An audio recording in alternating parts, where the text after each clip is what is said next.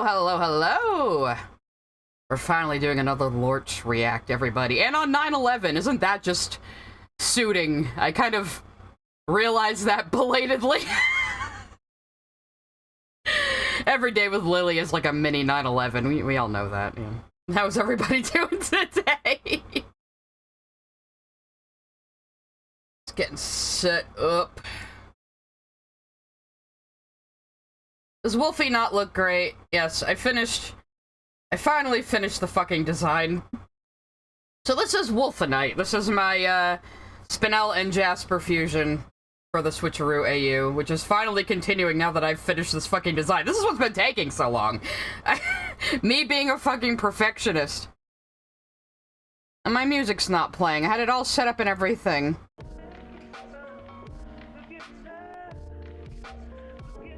There we go. I don't know what it was. When I started the stream yesterday, too, it wasn't on the right audio input setting. B. Achilles celebrates 3 months of membership. And all the things fire. J. Marty sent a super chat. The diamonds hit the towers. Oh, God. Alright, look, okay, fine. It's been over 20 years, and some of you weren't even fucking born yet when 9/11 happened, so I guess we can joke about it. I guess. Jeez. Oh, I know Lorch has been on a tear lately. Roxana Nava sent a super chat. I love her final design. Great job. Thank you. That also means we can get back to working on the fucking comic! Which I pulled over when there's still shit on screen. So we had started on the ending of it first, because I didn't have the design fucking finalized. As you might be able to see, their first fusion is not going to go entirely well. You know how sometimes when fusions are unstable, they kinda hallucinate and have a shared mind space. So their first fusion, both of their trauma around Pink Diamond is just gonna kind of collide. That's the idea here. I swear I drew this before Pink Onyx did all the Mind Palace shit too, okay? So I'm not ripping off Keypor. This is not gonna be her final colors. This was like me experimenting with. This is when I had the more blobby hair too. I kind of looped back around to being very similar to my initial design, but I just like how angular this one is better, and I pushed how weird she looks a bit more. She was a little too on the Jasper side before. Yeah, I had to fucking find out about James Earl Jones dying from Jer Bear messaging me that Lily was being insensitive about it. Era sent a super chat. Drop your downloads folder like Lily did. Unlike Lily, I don't share my display because I'm not fucking stupid. We have another Denmark sent a super chat. I was born 3 months after 9/11. A second gem has hit the towers. That hurts me, Denmark. I'm just gonna end the stream now. That hurts me. I'm kidding. But I refuse to believe anybody was actually born after the year 2000, guys. Alright, the 90s were only 10 years ago. Let me have my delusions. Yeah, unfortunately, we have lost James Earl Jones. You know what's funny? When I think of James Earl Jones, I don't think of Star Wars first. I think of The Sandlot. For some reason, even though he wasn't even in the movie much. I think that was the first time I realized that, like, you know, you can have an actor play, like, a completely different character as a kid, you know? J. Marty sent a super chat. Shout out to Sabine educating chat on fair use lol. Is Sabine in here? Sabine did come to my, Dragon Age stream last night and asked me why my custom hawk is brown. I don't know why that matters. It's just how I designed him. But okay. Yeah, he was the old dude in the Sandlot who owned the dog. Angels Art and Gaming sent a super chat. TMW, you learn about tragic events through memes. That's just internet culture, man. That's just being deep web, I guess. We have to live with it. Upend of Guinness sent a super chat. Imagine watching a streamer this homosexual. I am very homosexual. You can call me your homodachi. We are doing Lily Orchard's new video. Lazy Crimson celebrates 1 month of membership. Thank you. The text on that is all screwed up. No. So, soon as the super chat. Silverheart Soul sent a super chat. Sup. I've been overworked, overwhelmed, having intrusive thoughts all day, having no one to talk to, and trying to drown out my mind. Here's money. And sorry for trauma dumping and only / mainly coming to Lily's video. Yay. That's okay, Silverheart Soul. You're always very generous when you do come to the stream, so I thank you very much, and I hope this entertains you today. Dr. Theo sent a super chat. Tomorrow's my B-day. The day before is always weird. Oof, I bet it was growing up. I feel like it's not as big a thing now. Even me sitting here, I'm like, I'm not that affected by 9/11 now, but I was like 18 when it happened, so I remember. So, again, I didn't plan this. I just belatedly realized, oh right, shit, Wednesday's 9/11. Oh crap. This is a little insensitive. Yes, I'm ready for June's video. I'm very excited for June's video. We might react to it on stream. I'm gonna ask June if he'd be okay with that, just, you know, just for a laugh. I mean, I might watch it on I might pre-watch. Now, this video of Lily's, this is not the Korra video. This is a new one she's released about the so-called forgotten gaze of Western animation, and it's really just her trying to aggrandize Canadian animation again. And I famously hate Canadian animation. No offense. Look, I'm sorry. It's very low quality. I do not appreciate it. I said I'd never eat on stream again. I'm eating grapes. I shouldn't have put them next to me. Shrup sent a super chat. My cousin's birthday is today. That sucks. Oh.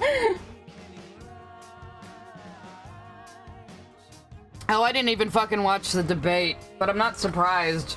I think Trump's going senile too, personally. I hate to say that there should be an age limit for the presidency, but I think there should be an age limit for the presidency, to be honest. So, I don't know why her channel isn't deleted yet, but today, because Lily Orchard did copyright strike me 4 times in the past, even though it didn't go anywhere. Sean G sent a super chat. Are you planning on talking about the debate at some point out of curiosity? I'd love to hear your takes. Smile. I didn't even watch it. I hate election season, guys. I hate it. In fact, I'm thinking of maybe doing a stream called Let's Ignore the Election when the time comes. So everyone who just wants to say, I don't even want to think about it right now, we can all just, like, get high together and rant about nonsense. J. sent a super chat. When you first shit-talked Canadian animation, I was like, there's no way, but I went through and like, yeah, it's mostly shit. I told you! I'm sorry, Canadian animation is just really bad. It's like when I did the react to Lily's first Steven Universe video I did, where she brings up My Dad the Rock Star, and I could just tell from looking at it that it was Canadian. It just had that stink, that bad line quality, and lackluster character designs. I'm sorry. I think Inspector Gadget's probably the only good thing that ever fucking came out of Canada. Yeah, okay, so if you guys aren't familiar, we'll catch you up. Lily Orchard copyright struck me 4 times, trying to say that my streams were displaying her, just as if my streams were like re-uploads of her video. That's what she tried to do.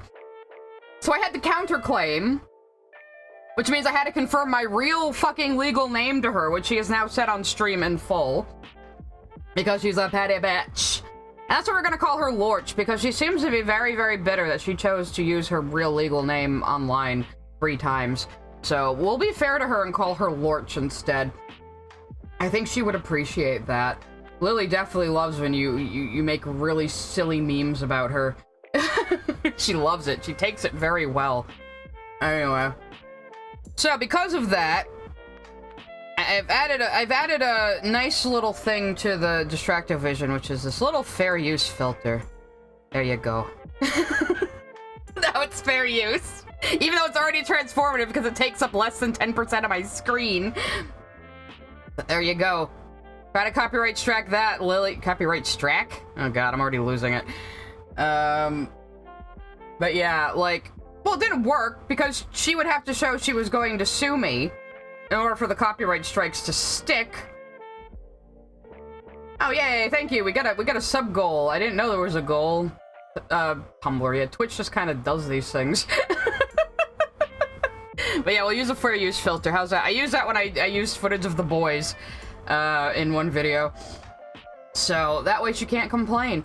So I haven't pre-watched this video, but from what my fans have told me, she just goes on the same old fucking bullshit she always does.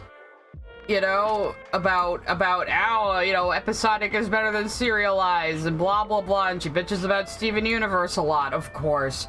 So I don't plan to react to the previous video anytime soon, the one on Korra, because I haven't seen Korra in a while, so I wouldn't really have a lot of intelligent things to say on it. Now, some people would say I don't have anything intelligent to say, but the YouTube chat's broken? What do you mean? Shouldn't be.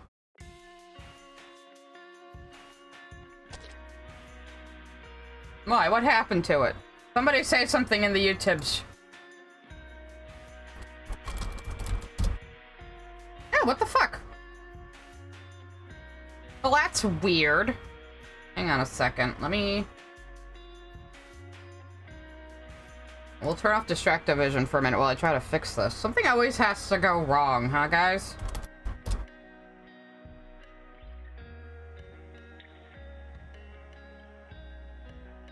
Oh, wait, it's working now.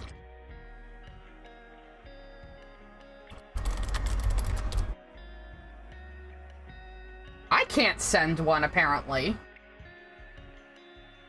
This is strange.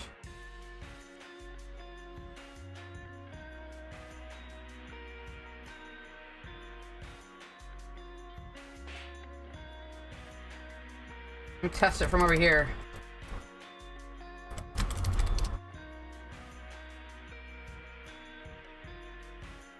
I can't send chats to my own chat right now. And Theora can't either. Other people can. That's very strange. What is going on?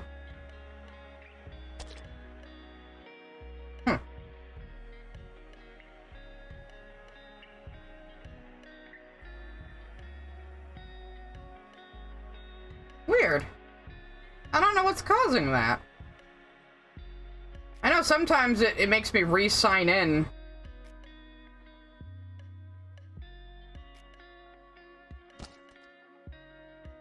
It seems to be working for some of yous. Why is... This is so strange. Why is the YouTube chat broken for some people but not others?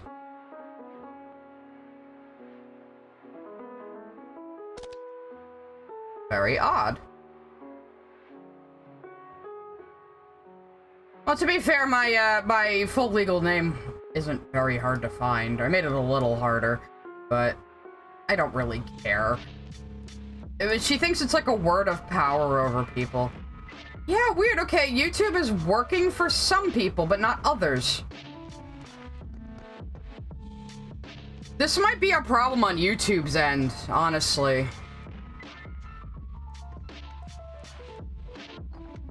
Because I can't see any reason it would be yeah, it's Lily's fault somehow. I can't see any reason why it would be happening on my end.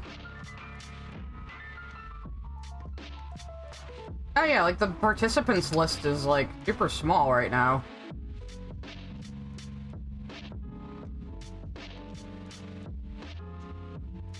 No, it seems to be happening for a lot of people. What the hell? I almost want to, like, try to restart. But if I end the broadcast, it'll end, like, this instance of it. The way it works. It's a wonderful start, guys. Wonderful start. Just trying to see if there's anything I can do to, like, fix it. Yeah, some of yous are if some... I can't talk in the YouTube chat at all, and I'm the streamer. This is bizarre.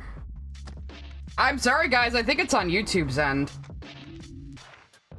Sorry about that. If you're unable to send me super chat, send me. No, I'm kidding. Okay, let's get going. Guys, donate me to me directly. Super chats are a boundary violation. If I want to be Lily today. There you go. You can also spend bits on, you can spend bits on, Twitch as well to throw various things at me. If you've never done the viewer attack before. You can throw a rock at me for, like, $1.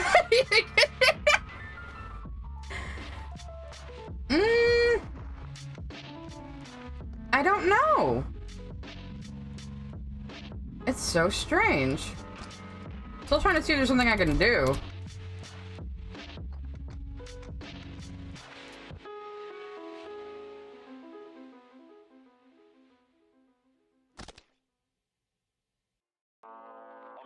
Well, see, Lily was complaining that somebody did a bunch of gifted subs on Twitch and it made a noise and that was hurting her and it was like a violation of her boundary. The super chats don't work! What broke? Let me just check to see if I don't have some kind of warning or something on my fucking account. No.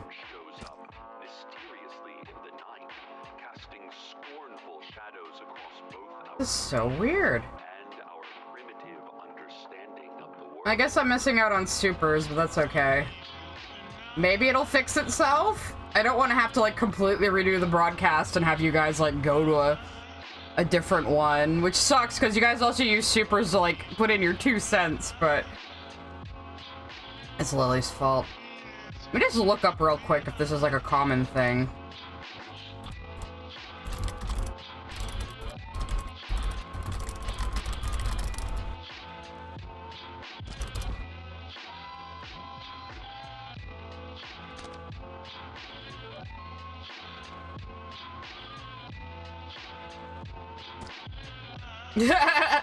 Everybody throw tomatoes at him. I'm actually not sure how you throw tomatoes on that side. So, oh well. Sorry guys, have fun over on Twitch, I guess.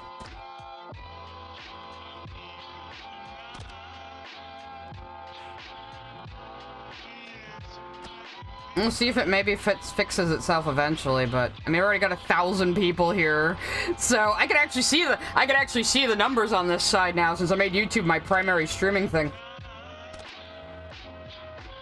Oh well, yep. We'll just go on with the react. It's fine. Let me turn off my music though. I know we're all probably enjoying Dated, but I'm going to work on this comic, or at least I'm going to work on the sketches for it. I have my plan here. It's gonna be about 3 pages. These are all my, like, sketches for what I'm gonna do. I was gonna, like, originally do, like, an animated panel at the beginning when I still had her eyes all weird, but I might not do that now because it's hard to make the effect work in, like, comic panels, you know? Oh, is it fixed now? Is it fixed?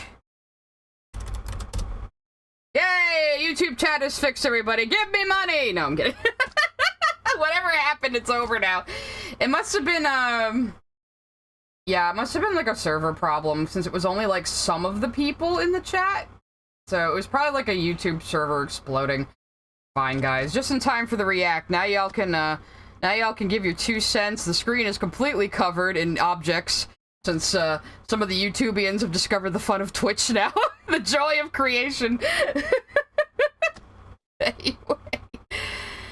Alright, so we got our fair use thingy on. Let us see what Lorch has to say about... The QA signboard sent a super chat. You should watch Doodley's video on Canadian animation. Turns out there's a bunch of revolutionary animated short films that were funded by the Canadian governor. Watch Madame Tootly Putly and then tell me CA is but.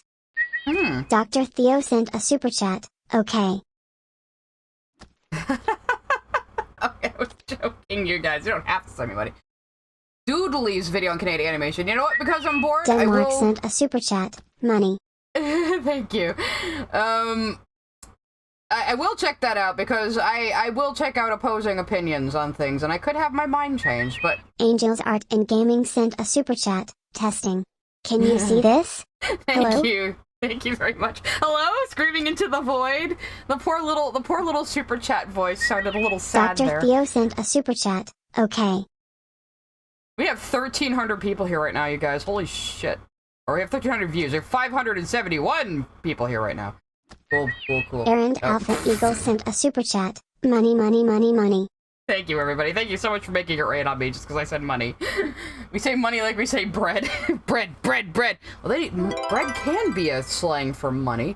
Mystic Blue celebrates 1 month of membership. Hooray! I probably should turn that off, though. It's a little interruptive. Neo Kaiser sent a super chat. Sigh. You ignorant slat. Your enemies got me suspended for 7 days from Twitch. What? No way! Who did it? Sabine? Kick his ass, Kaiser. Dragon the Loud sent a super chat. My birthday is the 14th. Thank you for the early present of Lily Duncan. You're welcome. Thank you for the super chat. Yeah, we got Senshi over me now. Excellent. Silver Heart Soul sent a super chat. And I just bought 6 months on Twitch. Well, you get some special sub-only emoticons. There you go. Oh god, we have so many fucking super chats coming right now. Master Clockwork sent a super chat. Can you hear me now?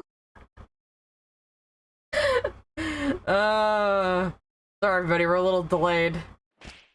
Just like me, I'm a little delayed. Vex sent a super chat. Let's get this bread. Yeah, bread, bread, bread, bread, bread.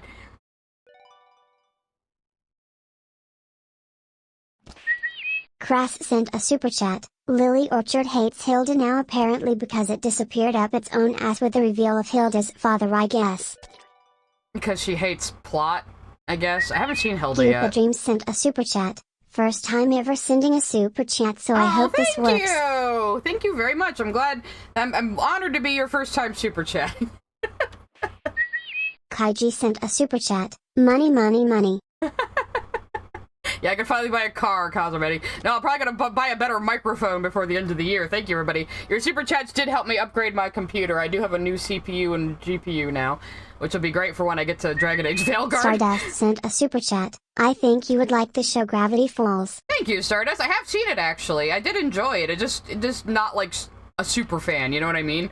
It just didn't grab me that way, but I did enjoy it. I enjoyed my time with it. I like Uncle Stan a lot. Or Grunkle Stan, I should say. Anyway, alright, we all done now? We all super chatted out. Let's get on to Lorch. Good, cover the screen with choo-choo and tomatoes. That way Lily can't say I'm stealing anything. Here we go. LGBT representation in Western animation has been a hot issue for a decade now, ever since the legend of Korra sent a super chat. Korrasami deserves tomatoes. I guess you could argue that, yeah. It was a little bit of a... We're just gonna canonize a fanship because we can. Not gonna lie. But Lorch is gonna complain about it too. Korra ended with a very hasty canonization of a pairing that had initially been born out of spite toward the love triangle in the first and second season. I don't think it was born out of spite. People just liked to ship them. You know? Just saying. Is Lorch a little loud, by the way? I think Lorch might be a little loud. No, it's not bad. It's just kind of underbaked, really. Because they couldn't really, like, outright come out with it. You know? I mean, it even managed to eclipse the ever-popular Zutara because Korrasami Eagle sent a super chat. So where's this Lorch name for Lily coming from? I don't know. A lot of my fans in the Discord were saying it like it's Lily Orchard. So Austin you the know. Ambitious sent a super chat. Lorch. Guys, go easy. Google's just an indie company. They can't afford to keep up chat servers for so long. Mystic Blue sent a super chat. I'm waiting to pounce on Sabine when they appear 3. Well, I might. Who knows? There's too many people here, though. I might miss Sabine, so everyone make sure to tell me. But in what universe? In what fucking universe is Korrasami more popular than Zutara? Do you remember the fucking Avatar shipping wars, Lily? Do you remember? They were awful. It was bloody. It was terrible. Many died. Crest sent a super chat. Okay guys, stop it with the super chats. Let her get on with the vid. Thank you for the super chat. I don't even see that one in chat. Oh, there it is. That's a little behind for me. I didn't see it coming. Usually I see the super chats coming and can pause.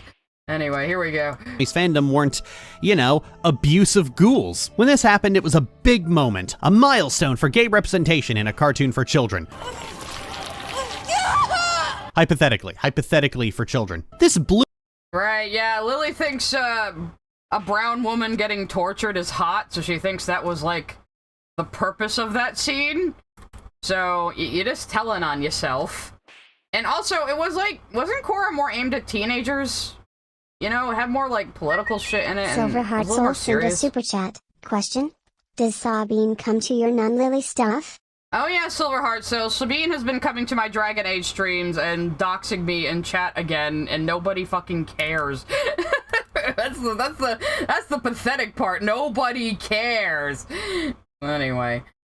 Blew open the door for other creators to start putting gay and trans characters in their shows. Gravity Falls got to have a pair of gay cops. Mystic Blue sent a super chat. I'm in my feral goblin era. Fire, Aren't we all? fire, fire. Okay, more super chats are coming. I can see them now. Nostalgic Nerd 90 sent a super chat. Hey Sai, what did Lily did this time? She is running her mouth about gay rep and trying to tell us Canadian cartoons are good. Kaiji sent a super chat. Crass, you can't stop me. I love when you guys argue through the super chats. Not just because it benefits me, it's because it's funny. Anyway. So she's going on about how children's shows weren't allowed to explicitly show gay people until recently. Yeah, we've been new, Lily. Well, that's not... They got to have a similar moment in the finale, just like Oh, because they're cops and bad. Cops and bad, everybody. Lily is on the hot ticket of progressive thought, everybody. Errand Alpha Eagle sent a super chat. Don't you dare diss Blubs and Durland, Lily. Who and who? Is that their names? Asami. Steven Universe went even further and gave an entire series-long character arc for a character getting over the love of her life, and then later had several gay couples, some of whom even got to be on screen, and have, like, speaking roles. Then, just a few years later, the She-Ra franchise was rebooted into She-Ra and the Princesses of Power, which went even further and featured a series-long romantic arc between the two lead characters, who are adopted sisters, and one of them relentlessly stalks and abuses the other, like Jason Dean on Stardust sent a super chat. I can see the damn future. So, Lily, two adopted siblings hooking up is a bad thing. Didn't you excuse it when you did it in Scars? Append of Guinness sent a super chat. The power of homophobia broke YouTube. I'm sure this is going to be very homophobic because Lily's homophobic. Over and over again, she proves she's homophobic. Yeah, so adopted siblings hooking up is bad. So when you had those two kids who lived together for a year as siblings hook up after prom, that was Silver Heart bad? Soul sent a super chat. I do have love for the Canadian cartoons. They are my 2000s kid childhood. That's fair, Silver Heart Soul. I can't blame you for liking something you liked as a kid. It's kind of embedded in your brain at that point, you know? Crass sent a super chat. Cue homophobia amphibia title card meme image. I'll have to look that up later. That sounds funny. I'm picturing something like really classy that just says homophobia. estrogen, but they kiss, and that was a milestone. Come on, Adora. You can't. Who the fuck said it was a milestone? Like, did you like, I swear to God, Lily just goes to Yahoo News and reads fluff pieces like, oh, show had gay kiss, progress, clap like seal. And she thinks that's like everybody's opinion. It's so strange. Can't let distractions keep you from transforming. What's going on? Ooh, are we messing with Adora? Ketra, do you have to sit right there? What? I'm not She's a doing cat. anything. And then, in the year of our Lord 2022, Dana Terrace released The Owl House. Now, The Owl House actually released in 2020, but the important part was in 2022, which featured not only a gay relationship that got to be a relationship before the finale, but also multiple trans characters who get to be fully fleshed out characters. And I'm not about to be sarcastic like with the others. The Owl House was great. Ending was kind of crap, but that's not relevant to this video. Finally, the work that had started in 2014 had reached its goal. Finally, we had gay rep at a children's... Well, Lily, these are all different shows made by different people, distributed by different publishers. It's not like this was a straight line from one to the other. Ron sent a super chat. No, Lily, just because you like Cachadora being adopted lesbians doesn't mean they actually are adopted. Well, she pretends she hates it, but you know. So, like, all the shows we covered, so we went Nickelodeon, Warner Brothers, Netflix, and then Disney. So Nickelodeon, Warner Brothers, Netflix, Disney, and you're trying to draw a straight line between them, saying it was like people working toward gay representation. Oh, and Disney again with Gravity Falls, right? Yeah, like Alex Hirsch has been very open about all the shit Disney put him through, and how he wouldn't let him openly show that those two characters were a gay couple, those two cop guys. So, like that's not his fault, you know? Let's see where she's going with this, though. Cartoon that didn't have to compromise anything. Finally, Western animation could stand on top of the hill it had been struggling. Super chat. I hate when people say Idora and Katra were sisters cause they weren't. They were traumatized as kids together, that's it. Yeah, weren't they, like, just in the same group of child soldiers? A friend of Guinness sent a super chat. Rain is non-binary, not trans, Lily. Some people call that the same thing, but not my lane. I'll leave that to you guys. Animation could stand on top of the hill it had been struggling to climb for years and look back at the other hill that had already been climbed a decade prior. I'm not the first person to suggest that the discourse... Now here it goes. Here it goes. Canada's better, you guys! You can't see it under the fuck Accio sticker. Let me just wait till he goes away. Go away, Accio. Nobody likes you. No matter what Lily says, nobody likes you, Accio. Get the fuck out of here. Why did I let you stay up on screen so long? At least there's a tomato on his face now. Even the tomato didn't last as long as him. I think I might have accidentally put him on longer when I was screwing around. Okay, well, now the tomatoes are covering it up. Anyway, she has the little wholesome girl. Crass sent a super chat. There are also those two cutie pies that I absolutely can't stand, Jeff and Jeff from Scam.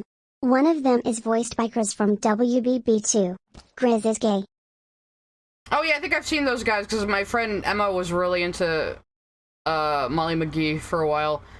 Now Senchi's over her, but she has the little croc-wearing wholesome girl from her Wholesome vs. Dark video holding a Canadian flag here. Because this is all going to be about how Canadian cartoons are good, guys. Canadian cartoons are so much better because they had a gay stereotype in 2004. Silver Heart Soul sent a super chat. Hey, Sabine. How much hate money are you going to send this time, Tilda? Here? Splungus sent a super chat. Lily, all of these are valid, white up. Yeah, of course they are, but it hurt. Vex Fidel sent a super chat. Akio lasts longer. Just ask you, Tina. Cancelled by X. I disavow. I'm gonna steal that line from Malcolm and Chud Logic. I disavow. Anyway. I'm not the first person to suggest that the discourse around LGBT representation in Western animation hasn't always been very productive, from putting creators on pedestals and treating them as infallible. Sent Lily a troll ask over the weekend about a trans cartoonist that was harassed for her fantasy lesbian cartoon. Lily answered and didn't recognize it was about Rebecca Sugar. She will answer troll asks. She's so dumb, you guys. This is the thing. Like, if she wasn't such a piece of shit, I might feel bad about making fun of her because she's so fucking stupid. She's answered like 3 troll asks from me, too, recently. She doesn't even know. Sent a super chat. Random. But did you see that one Brazilian girl advocate Lily sue you because you said she wanted to see abuse cause her Lisi comments? Seriously. Sue her? I don't think anyone's suing her. I'm not sure what you meant by that, but yeah, her comment about Errand Alpha Eagle Lisa. Sent a super chat. I think Lily used to like the Willoo's ship before Hunter got in the way. As a Willoo's shipper myself, I'm sorry. Not every Willoo's shipper is like Lily. No, I trust you. I know some people can ship things and be normal. I like to think I'm one of them.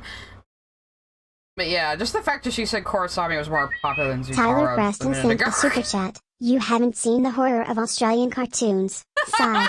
Canadian cartoons are hit or miss. That's fair. She is using Lisa music again, isn't she? What the fuck? Discourse around LGBT representation in Western animation hasn't always been very productive, from putting creators on pedestals and treating them as infallible gods to This is what it comes down to again. People said Rebecca Sugar did good gay rap, and I don't like Rebecca Sugar, so I have to find a way to invalidate that.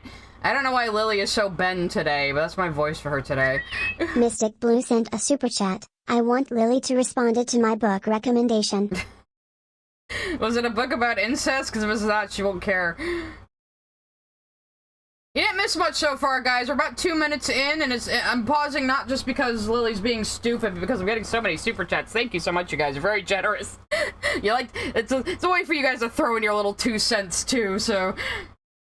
J 2 cents even. Focusing on one genre of animation, the push for better LGBT representation in animation hasn't been as extensive as it could be. These 5 series are often treated as the pioneers of gay rep in Western cartoons, the big boundary pushers who set the stage for everyone else. But all of them have some pretty egregious flaws that could cause some people to argue their importance, or...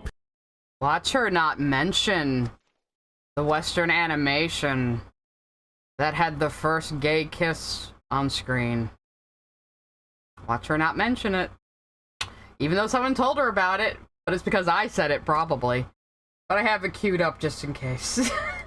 Others to discount them entirely. Plenty of shows during this era had come out with arguably better gay... Super Chat, the series of For Dummies books. Hey, For Dummies books can actually be kind of useful, okay? Shut up. More quickly than these ones had. The Loud House, rather notably, had a multi-episode long arc involving Luna. QA Signboard sent a super chat. I sent Lily and asked about her opinions on Red Hood. Do you know if she responded? I don't think she did. I don't know if she would. She doesn't answer every ask, but she does tend to answer asks she probably shouldn't for her own good, but she can't help herself. Anyway... God, I don't like these character designs.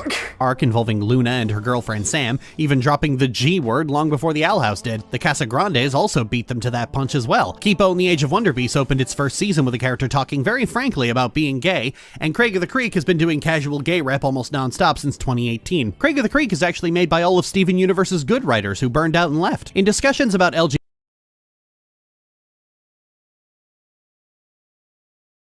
Nope. I bet you anything.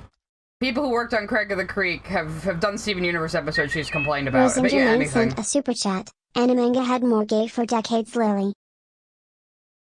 But, like, I don't, like, this whole acting, like, having a gay character is like a chip on your side or something. Dear and I don't like Brown's it. Yard sent a super chat. Lily who TF treats Gravity Falls like amazing gay rep. Nobody. She's just making up shit again. But, like, just acting like, oh, this show has a gay, that is a point in its favor. I mean, you can have a gay character in something and the show could still be shit, you know? I hate this attitude like, oh, we have a gay character. It's Disney's first ever gay character. And if you don't see this movie, you're a homophobe. Give us your money, homos. You know? I hate this shit. Like, you can just have gay characters in a show and have it be normal. A super chat. Lily, you said Kipo did not matter when it comes to gay rep. You expect Lily to be consistent in her opinions ever? She just says whatever she thinks is gonna make her sound good in the moment. That's all she cares about. Mr. Eve sent a super chat. In terms of animation, Ireland has Toon Saloon and SpongeBob in Irish. SpongeBob in Irish sounds amazing. Caslow sent a super chat. Katara and Adora were the only ones who were raised by Shadow Waver. Yeah, that still doesn't quite make them sisters, though, does it? Especially since they were, like, raised as child soldiers. Not quite really the same. Cocktail sent a super chat. If Adora and Katara were actually sisters, wouldn't Lily find it hot? See, she's denying that she finds it hot to dispel all the incest rumors that are pretty... She can't explain away. Also, great name. Anyway, but yeah, there's this attitude of like, this has a gee and this has a gee. That makes it automatically good. I hate it. I hate that whole attitude. It's just...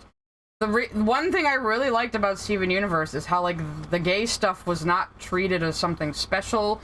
It was not pointed out. You didn't feel like the writers were, you know, breaking their own spines, patting themselves on the back. Which is what I was worried the show was going to be when I first heard about it, because everyone, like, depicted it that way. But then I watched it and was like, I feel fucking robbed.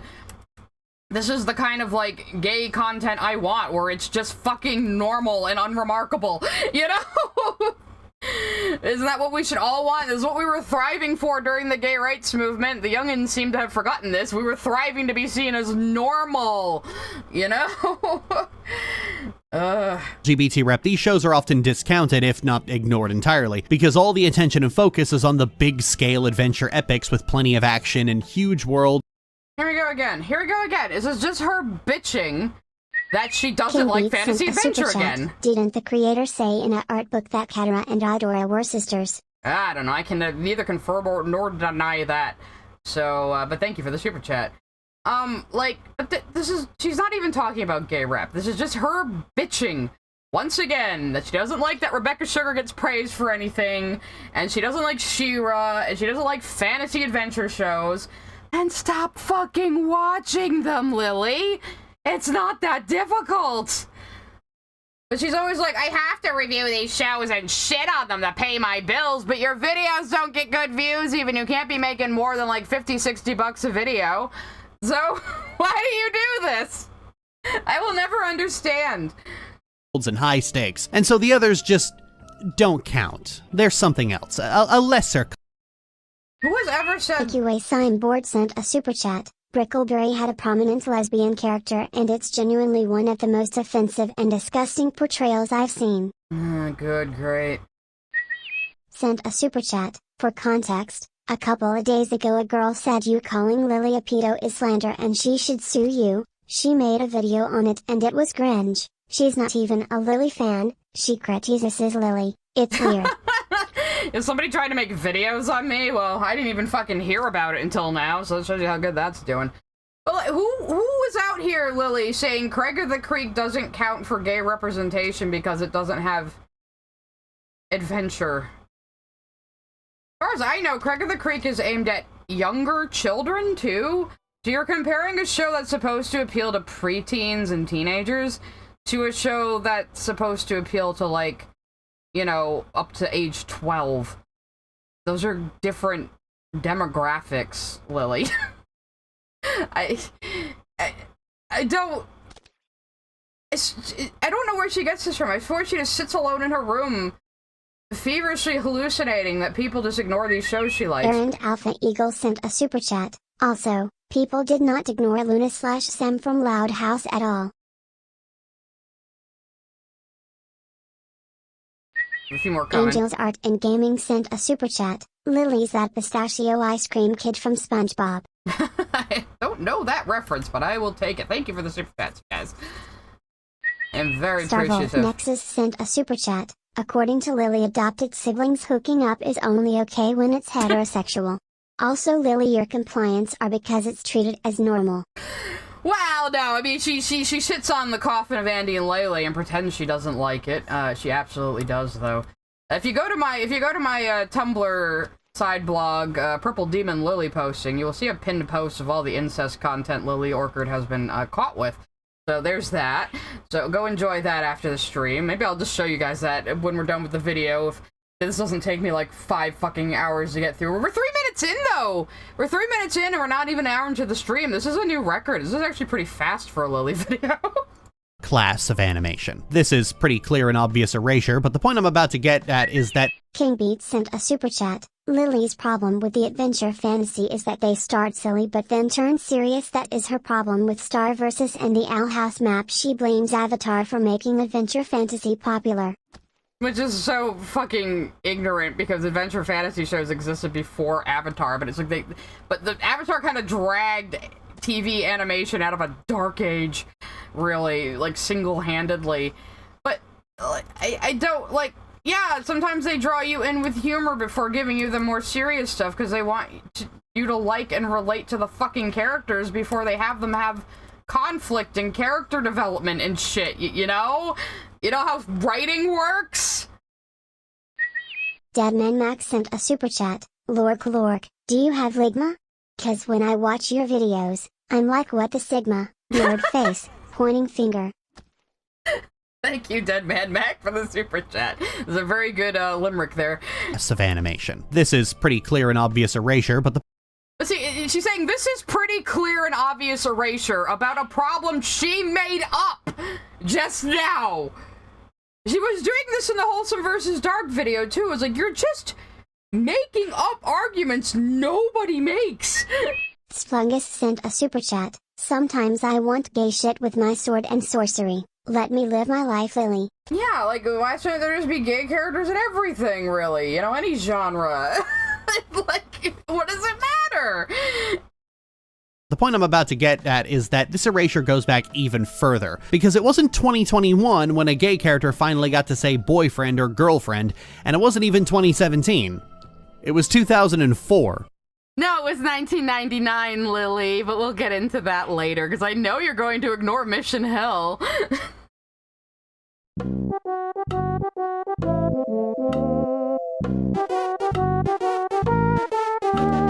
So one of the most frustrating parts of discussing Western animation is that to most people, Western strictly means American. See, anime doesn't have this problem. We all know what that means, and nobody calls it Eastern animation. Some weeb probably is somewhere, but whatever. Anyway.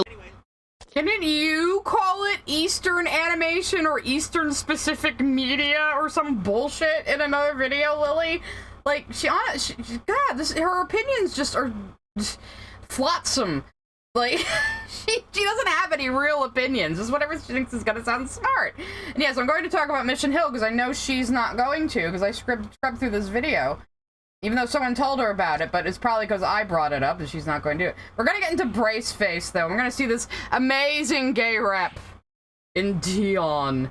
So see, Brace Face has a gay man in it who, has earrings and a turtleneck and, you know, frosted tips, metrosexual haircut, and a spray tan, and, you know, he calls himself Dion because he likes Celine Hardnet Dion. sent a super chat. This video is already completely worthless because Lily wrongly assumes that LGBT plus content has to compete with each other, which is massively destructive and unhelpful. That is so Castle weird. sent a super chat. Lily is clearly the anti-fun police. That goes right along with her trying to, like, draw a straight line between all of these shows from completely different teams and publishers. Like, no, Lily, it's just the culture changing and being more accepting of homosexuality and bisexuality, you know? Like, just what the fuck? It's like, but again, this isn't actually about gay rep. This is about her hating serialized adventure shows. This is what it always comes down to, her usual fucking bullshit. Yeah, ironically, she's trying to draw a straight line between gay rep. I can't. Yeah, it was Alicia Silverstone and Brace Face. She was actually, like, a celebrity at the time. Why wasn't she doing something better? Anyway, here we go. Like everything else related to the West, the US is centered as the single most important entity, and so when something is created— Because we are. Nobody cares about Canada, Lily. or produced by other countries in the West, its importance is related back to America in some way. Case in point, Canada has had a healthy and thriving animation industry for years. Canadian programs were more likely Healthy and thriving, if you say so. to be seen in Canada over the US, owing to laws mandating that any network that does business in Canada has to in some way promote Canadian-made art. So shows from Disney, Cartoon Network, and Nickelodeon would have to share space with shows made by Canadian studios. Hence why most Canadians didn't really get the Disney Channel or— Hence why they didn't put any fucking effort into them. Look at this Dingo Pictures ass looking shit. Oh god, the line art is so bad. Chat. People not knowing about obscure Canadian characters is not erasure. Also am Canadian. I grew up watching Canadian cartoons. Brace Face blows chunks. Looks like it. Deanna Wolfolk sent a super chat. In 2005, the Proud Family had a whole episode called Who You Callin' Sissy about Penny's friend Michael being outcasted for being gay. Nice. Oh, cool. 2005, huh? That's surprising, especially for a Disney Channel thing. I suppose ABC had a lot of gay shows at the time, though. But look at the backgrounds. They're hideous. Everything clashes. I can't with this. I can't. It's so ugly. Cartoon Network. Instead, we had Teletoon and YTV. Actually, here's a fun fact in that regard. In Canada, we have restrictions on how much advertising you— And what's this animation? It's too smooth. It looks like it was enhanced by AI or something, even though it was like way too early for that. And for whatever reason, the Twitch, not the Twitch chat, the YouTube chat just completely crashed on me in OBS. Hang on a second. I'm gonna bring it up from. It's having all sorts of problems with YouTube chat today. I'm gonna bring it up from the browser because I want to be able to see what you guys are saying. Unless it completely died on that end, too.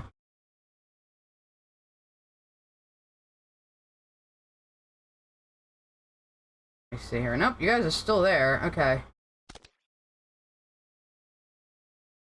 I'm gonna pop out the YouTube chat so I can see what the hell you guys are saying, because it just completely crashed at OBS for some reason. Everything has to go wrong. Okay, here we go. Okay. Now I can go back to the video. Let's back up a little bit so we can hear Lily's point. Oh wait, we have a super chat coming. Errand Alpha Eagle sent a super chat. Now picture Wabu the cheeky raccoon making a cameo appearance in Brace Face. You guys are so stupid. Somebody got the dingo pictures reference. I'm so happy. You know, you're a real one. You know what I'm talking about. Canadian programs were more likely to be seen in Canada over the US, owing to laws mandating that any network that does business in Canada has to in some way promote Canadian-made art. So shows from Disney, Cartoon Network, and Nickelodeon would have to share space with shows made by Canadian studios. Hence why most Canadians didn't really get the Disney Channel or Cartoon Network. Instead, we had Teletoon and YTV. Actually, here's a fun fact in that regard. In Canada, we have restrictions on how much advertising you can put in children's media. So cartoons imported from the US and Japan would have... So do we. They had to pass laws about that in America after, like, Transformers and shit and He-Man was just basically cartoons to sell toys, you know? Like, you're such an Ameriboo most of the time, but why don't you know that? How much advertising you can put in children's media. So cartoons imported from the US and Japan would have spaces in between them for ads that had to be filled with something. So YTV ran this in-between segment called The Zone, which had two hosts discussing the shows and then later on started developing... Oh, you mean episode length? Stupid. So you're just saying that American shows had more ads in between than Canadian shows. Their own stories. We call this the couch zone, couch area, and you know, are you comfortable? Would you like to do some interviews now that you're in the zone? Maybe with Sure, but did you notice that it's... Neo Kaiser sent a super chat. The Boondocks had a lot of gay rep. Riley liked to tell everybody that they were gay.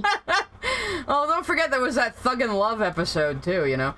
This looks uncomfortable, this little live-action interstitial here. Rep?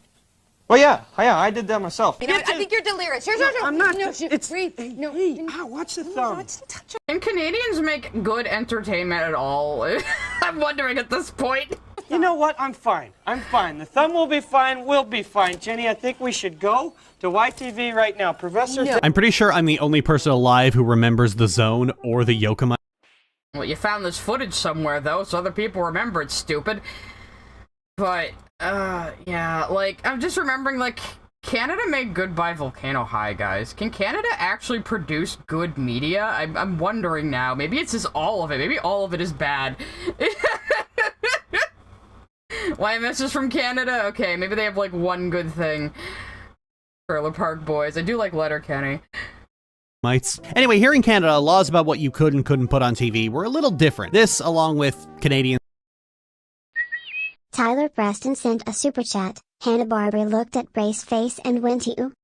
Yeah, even Hanna-Barbera was like, ew, what the fuck is this character's outfit, by the way? It looks like they're wearing a one-piece swimsuit with a skirt around their thighs. Sent a super chat. Forgot to say, but Wulfenite looks great. Thank you. I worked very hard on her, as a lot of you saw. And I realized I had the time-lapse turned on, so I could probably do a time-lapse of all my struggling, which would be great. Yeah, what the fuck is this outfit supposed to be?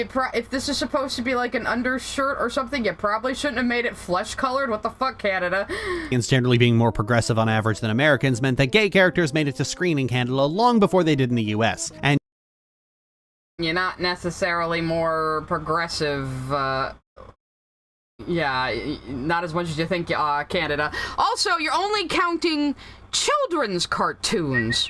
Master Clockwork sent a super chat. All of Canada's talent moves up the states. It does. We get all the good Canadians. Majin Lifestyle sent a super chat. Didn't Canada make Reboot? That show was pretty good. No, I'm gonna have to, like, dissipate, like, the guy in Yu-Gi-Oh! when he gets Uno reversed. I do like Reboot. I did like Reboot. I did watch Reboot. Okay, fine. Canada gets a point. It's a point. Jennifer Hale's from Canada. No, but we stole her, so it's fine. She's American now. Merca. Anyway, like, Lily's only counting kids' cartoons. So here she was saying, like, oh, people say slice of life cartoons don't count and only adventure fantasy do, but you're saying only children's cartoons count when you're talking about all of Western animation. What about The Simpsons? There were gay characters in that. What about Mission Hill? Lily. She just wants to say Canada did it first. This is what it all comes down to. She just wants to say Canada did it first. So she bent the rules in favor of what she wanted to win. Oh god, Dr. Liam's going on a big rant over there. I don't like Transformers. You can't use that one on me. And 2 of my 3 examples are from Canadian shows that were promptly censored when they crossed over to the US. I don't think Braceface was ever shown in the US, Lily. Look at this garbage. This would not fly on American television. Braceface is a show about Sharon Spitz. Look at the dog, like the fucking, aliased fucking digital line, and look at the background. Oh, it's so ugly. A teenage girl who gets braces one day that Errand Alpha Eagle sent a super chat. Apparently there's an episode on Braceface about the main character having fake inflated boobs. I think the show What's With Andy had something similar with fake boobs. Maybe that's why Lily likes it. A teenage girl wearing fake inflated boobs, yeah. turn out to be electromagnetically charged, as in they can intercept phone calls and use Sharon's mouth as a speaker, they can magnetically pull in metal objects, they can absorb electricity and redirect it somewhere else, and they can even just straight up summon lightning when Sharon's... You know, as someone who had braces for 3 years, all of that sounds really fucking painful. You know what it'd be like to get an electric shock through your braces? Holy shit, it'd be like biting into tinfoil. Angry. No, this isn't a superhero show, it's just an intense inconvenience to Sharon at every hour of every day. It's like That's So Raven, but with significantly higher chances of property damage. A lot of shows were like that back then. These days, there'd be... That's So Raven was way better than this shit. Every day. It's like That's So Raven, but with significantly higher chances of property damage. A lot of shows were like that back then. These days, there'd be an entire season-long arc to learning the ins and outs of Sharon's magnetic teeth, and then being a part... Silver Heart Soul sent a super chat. It came on Nick and Team Nick. Oh, it did? Huh, interesting. Thank you for the super chat. Well, I guess in 2004, I was already an adult, so I probably wouldn't be watching Teen Nick, to be honest. Though if I saw this on TV, I'd be like, what the fuck cheap-ass garbage is this? You know? Starvolt Nexus sent a super chat. Unfortunately, Braceface would pass in CN today. No, I don't know if they've fallen that far. I mean, this looks like animation on an old CD-ROM game I would have had as a kid. I mean, it's like the Zelda CDI games, you know? I'm not a boomer, I'm a millennial, damn it! Besides, boomer is a state of mind. Lily is a 32-year-old boomer. Errand Alpha Eagle sent a super chat. Barsface, and some other Canadian shows, also aired in the Netherlands. Like, on Fox Kids /Jetix/Disney XD.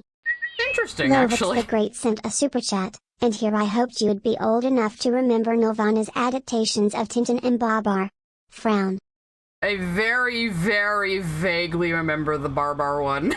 But those weren't series I was really interested in. So, but yeah, here's Lily complaining like, ow, this was... Deanna Wolfolk sent a super chat. When I was younger, I thought Braceface was a bootleg Sabrina the Teenage Witch. You know what? It seems like that's what it is aping, doesn't it? Kingbeat sent a super chat. What do you think of Total Drama? I never saw it. I was probably too old when it came out, and again, it probably wouldn't have been something that would appeal to me anyway. Was Time Squad made in Canada? I liked that. Yeah, it's like Lizzie McGuire and Sabrina smushed together by way less talented people.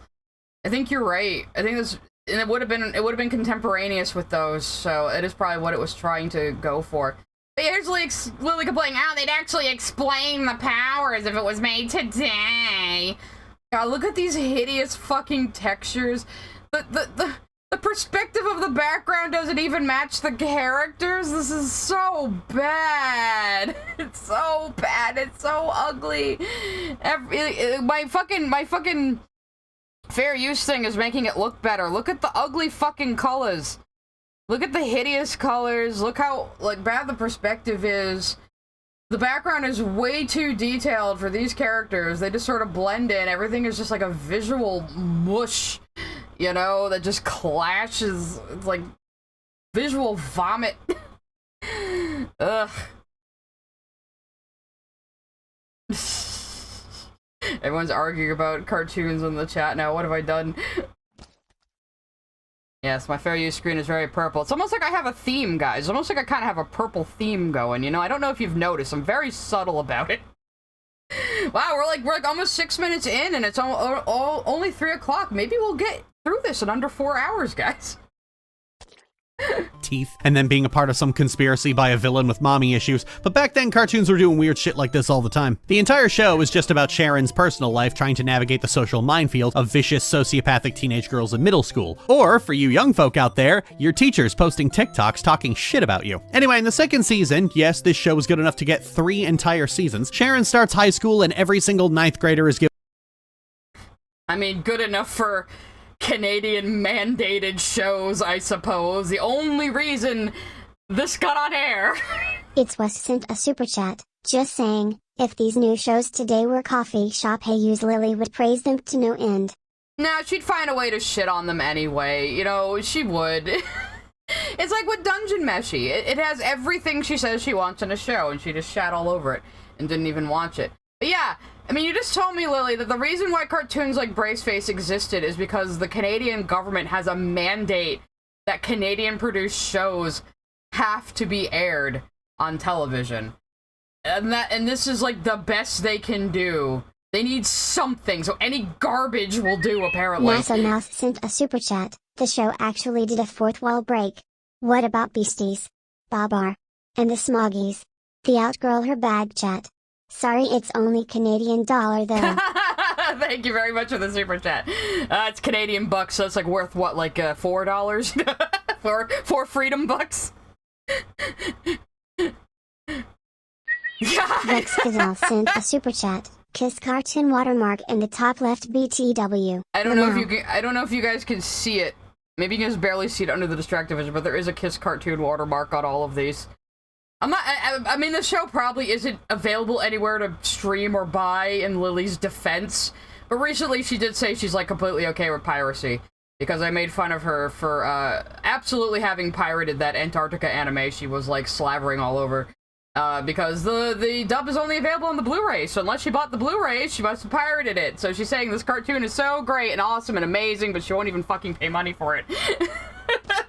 So, she pirates live on Twitch. Like, no wonder she deletes her VODs, because she'd get fucking banned if she got caught doing that. You watch Utena and SU there? Why would you watch Utena on Kiss Cartoon? It is available on YouTube for free under the owner Nozomi, and they do that because they can just pick up the ad revenue from it. It's actually very smart. A lot of companies have started doing this, putting out older shows on YouTube so they can just get the ad revenue off of it, but then people can just watch it for free, basically, which is, I think, a great idea, honestly, you know? Anyway. They have a school supply list that doesn't include mandatory Kevlar. Sharon ends up getting Dion, who, in her words, well, put it this way. Dion was the most unique person I'd ever met.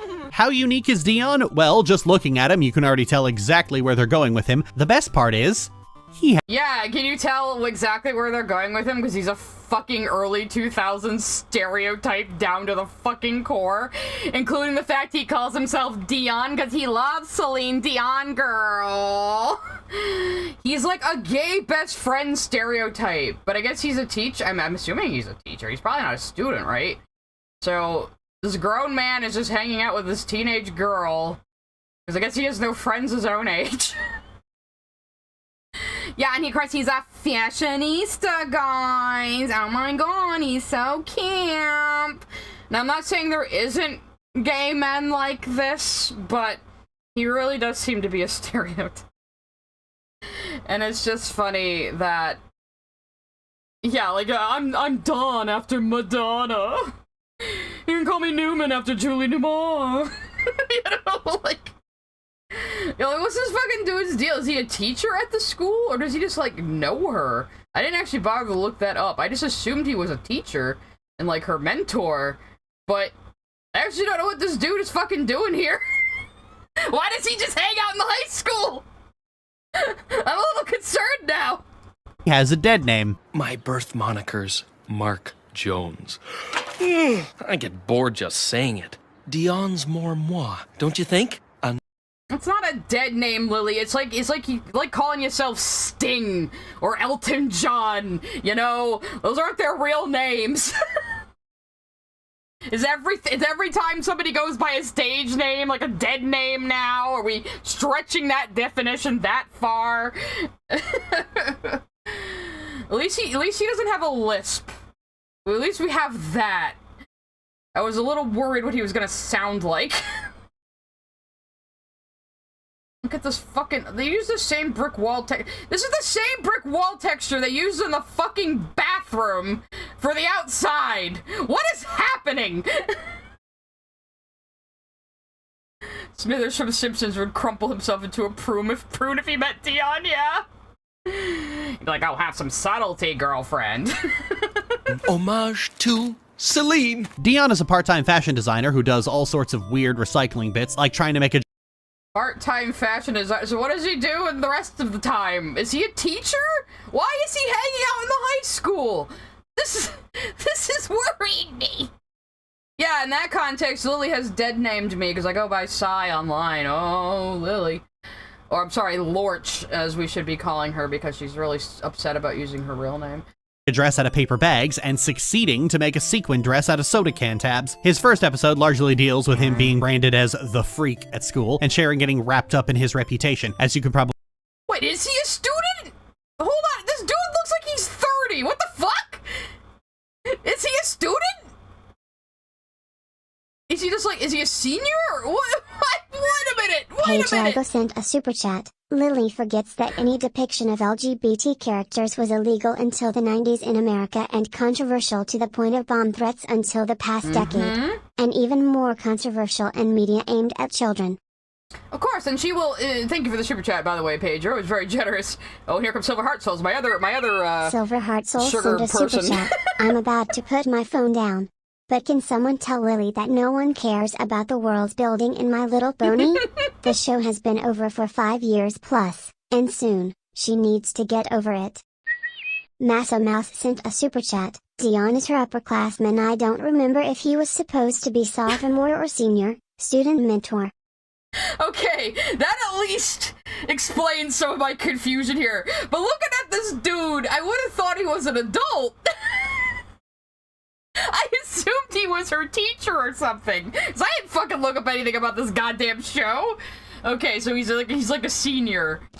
Well, he still looks like he's fucking 30 though. Like, I guess it's like those shows, or movies where they have like that's set in high school, but like all the actors are like in their 30s. I think he's like that. Look at the size difference between the two of them. You know, I mean, I mean, at this age, too, girls grow faster than boys, so if he's, like, 17 and she's, like, 15, they should be about the same height, you know? Okay, he's a student. Alright, I have to put it out of my mind that this dude's an adult, because I thought he was. At least it makes more sense that he's hanging out in the school library being a weirdo. Okay. Okay. Does he not look like an adult to you? I mean, he does to me, the way he's drawn, especially compared to her. How old is she supposed to be? She's 14? Okay, well, maybe. But still, like, he does not look like a high school student. Like, I do not look at this guy and think high school student. And Donnie Brown's Yard sent a super chat. JJB, a type of teenager. He's like an anime teenager. You know, he looks 30, but he's like 13. I get bored just saying it. Dion's more moi, don't you think? An homage to Celine. Dion is a part-time fashion designer who does all sorts of weird recycling bits, like trying to make a dress out of paper bags and succeeding to make a sequin dress out of soda can tabs. His first episode largely deals with him being branded as the freak at school and Sharon getting wrapped up in his reputation. As you can probably infer, Dion being a somewhat effeminate man who designs fashion out of soda cans doesn't win him a lot of friends. However, Somewhat effeminate? I mean, girl, he is basically like snapping his fingers at you. You know? Dion lets it mostly roll off his back. You get the sense he's used to this kind of treatment from others, which is tragic, to the point that when Sharon gets skittish about being around him because you notice she's not showing any dialogue? I doubt it's that deep. I really doubt it's that deep in fucking Brace's face. Come on. Come on, Lily. Because of how it affects her ability to fit in, Dion cuts through her mealy-mouthed waffling because he's been through this before. I understand. Completely. It's just that... You don't need to explain. I get the message loud and clear. Keep away from the freak. Everyone else's term. Not mine, by the way. I'm sure they call him a different F word, but you know, children's show. You've picked up high school survival tactics pretty quickly. Good for you. Sharon comes around eventually and High school drama! Oh my god! How deep! This is like a fucking episode of Saved by the Bell or something, Jesus. she and Dion are friends for the rest of the series, though Dion only appears in a few episodes and only 2 of them involve him playing a significant role. Oh. This is our gay rep, everybody. He only shows up from time to time and only 2 episodes actually focus on him. Gay rep! The people we're gonna bring up soon to counter Lily are in many of the episodes and have lots of focus episodes, actually. Role in the story. The other one is Game, Setup, and Match, where Sharon decides apropos of nothing that Dion needs a boyfriend. No, literally. He said he's looking for the one. But I think he's having a hard time finding someone. I think it would be so cute if he had a boyfriend. Yeah, they just dropped that with no fanfare at all, like it's the Yeah, they just dropped that like no fanfare at all, and here it is like, oh my god, I wanna pair up my gay best friend with another gay guy. Oh my god, this is so exciting. So yeah, this is gay best friend bullshit. This is still not very great representation, Lily.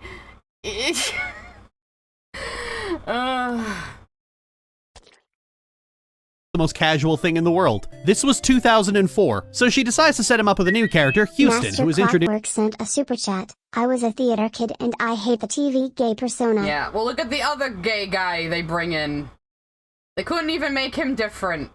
He has to be the same kind of metrosexual F-slur as Dion. It would be so cute if he had a boyfriend. Yeah, they just dropped that with no fanfare at all, like it's the most casual thing in the world. This was 2004, so she decided. Bro, you're a 17-year-old beefing with a 12-year-old. Yeah, so the other gay guy they bring in, he's got like a fucking rainbow, like fucking ecstasy necklace on, and what the fuck are these arm warmers? What are these? Jane Marty sent a super chat. Canada has the worst of Western character design. I know, the character design is terrible. He also has glasses. And he's got like 3 fucking earrings. He's got a ring on each finger, including his thumb. What self-respecting gay man would wear a ring on his thumb? Yeah, like, these two are just like the most fucking stereotypical early 2000s F-words you've ever seen in your life! If I was in completely gay company, I'd probably actually say the word, but I'm not right now. Oh no! It's young James Somerton! Everybody run! This guy's gay? No! He would never have guessed! Decides to set him up with a new character, Houston, who is introduced with a bag adorned with a rainbow flag with a pink triangle in the center, and even mentions having an ex-boyfriend. I'm Sharon. Oh, you gonna say something about the pink triangle? You know how that used to be a thing? I live here, and you're here. Paige Lego sent a super chat. Imagine making a video like this as appreciation for LGBT animation instead of using the topic to degenerate successful gay creators. Yeah, like what she already did throughout the beginning of the video, because, you know, we can't let Rebecca Sugar have done good anything. And she hates hearing her praise for gay rep. Even though Steven Universe wasn't out to be like, oh, we need to represent gay people. Just work things in naturally, like you're praising this show for. Excuse me, I had a little hiccup. No, I'm fine. I was just, if I sounded a little strange, because I was hiccuping. Here because... My ex-boyfriend's a patient of your mom's. She wants to redecorate her office, so he recommended me. Yeah, the writers of Braceface weren't mincing. Of course, he's an interior designer, guys! Of course! What other job could a gay man have but fashion designer or interior designer?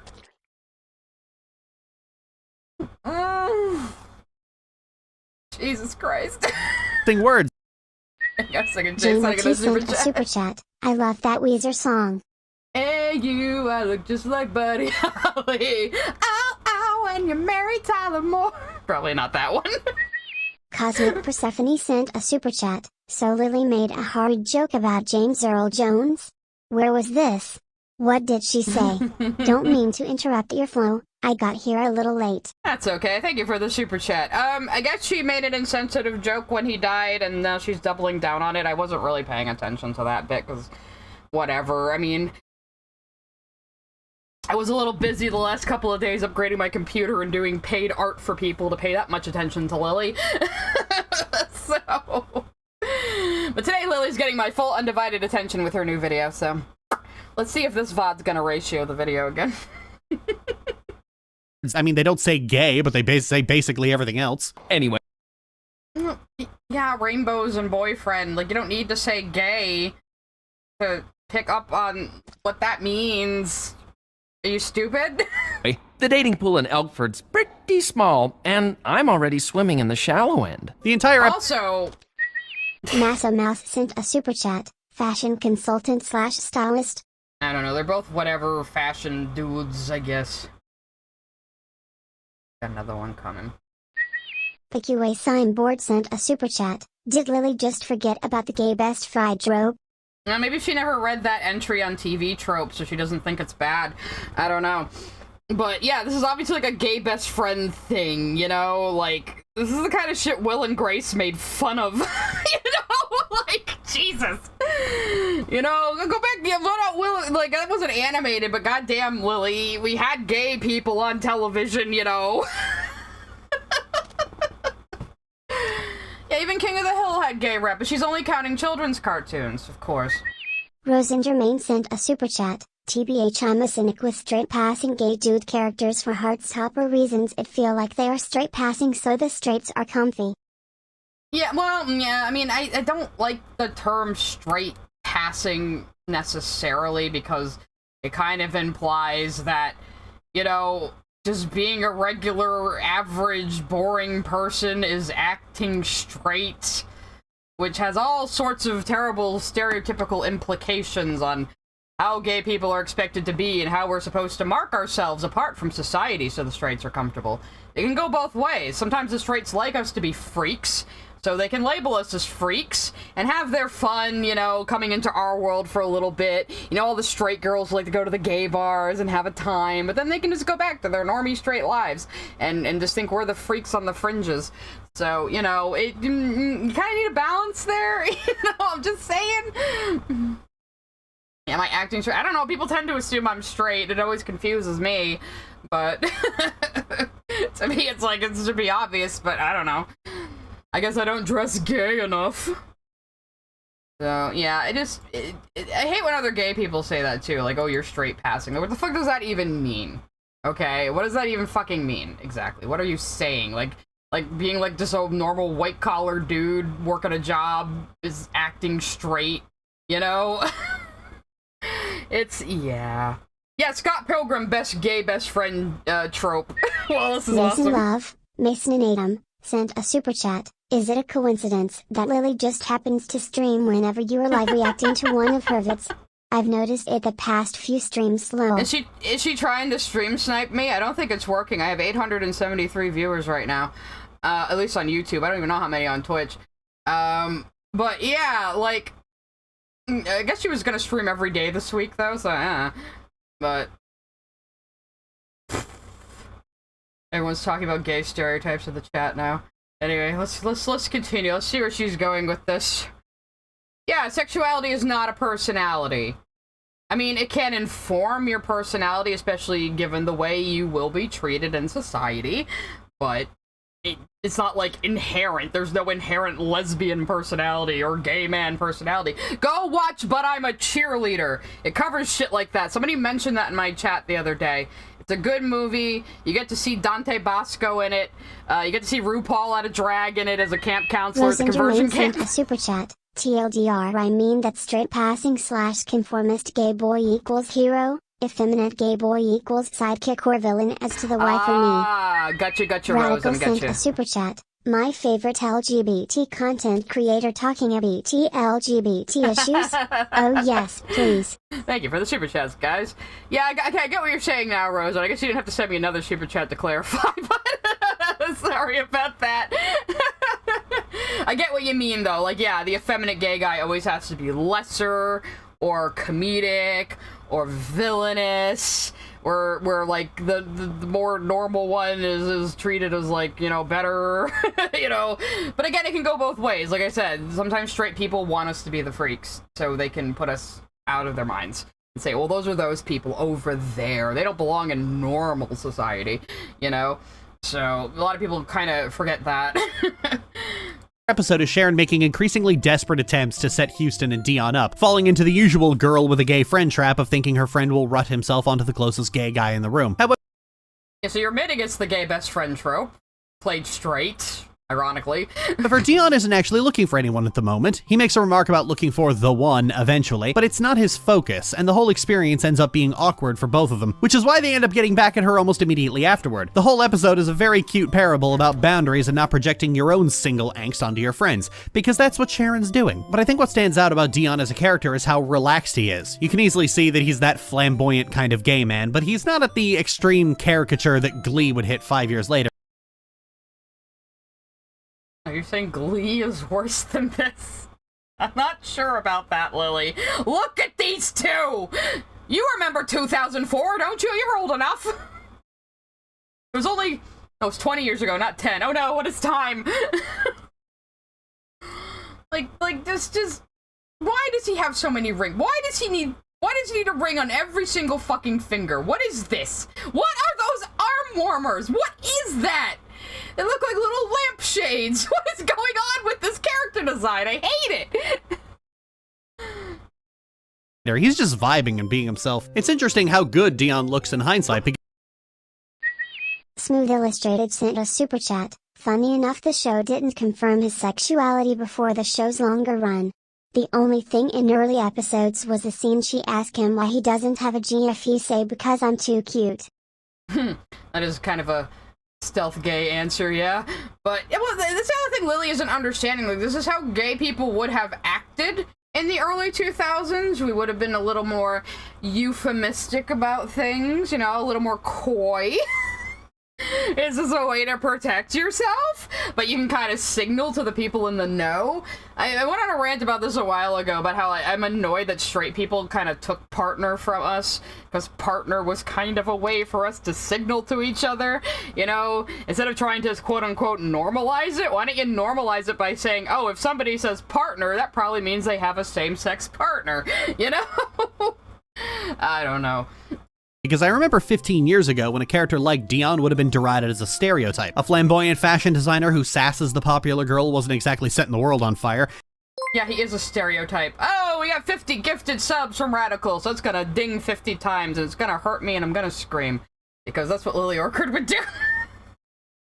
You guys have to put up with a little ding-dong going on for a bit there. Even if it was such a casual... But if you do get hit by the gifted sub fairy, I will, hey, B-Tart, you got your membership back. Look at that.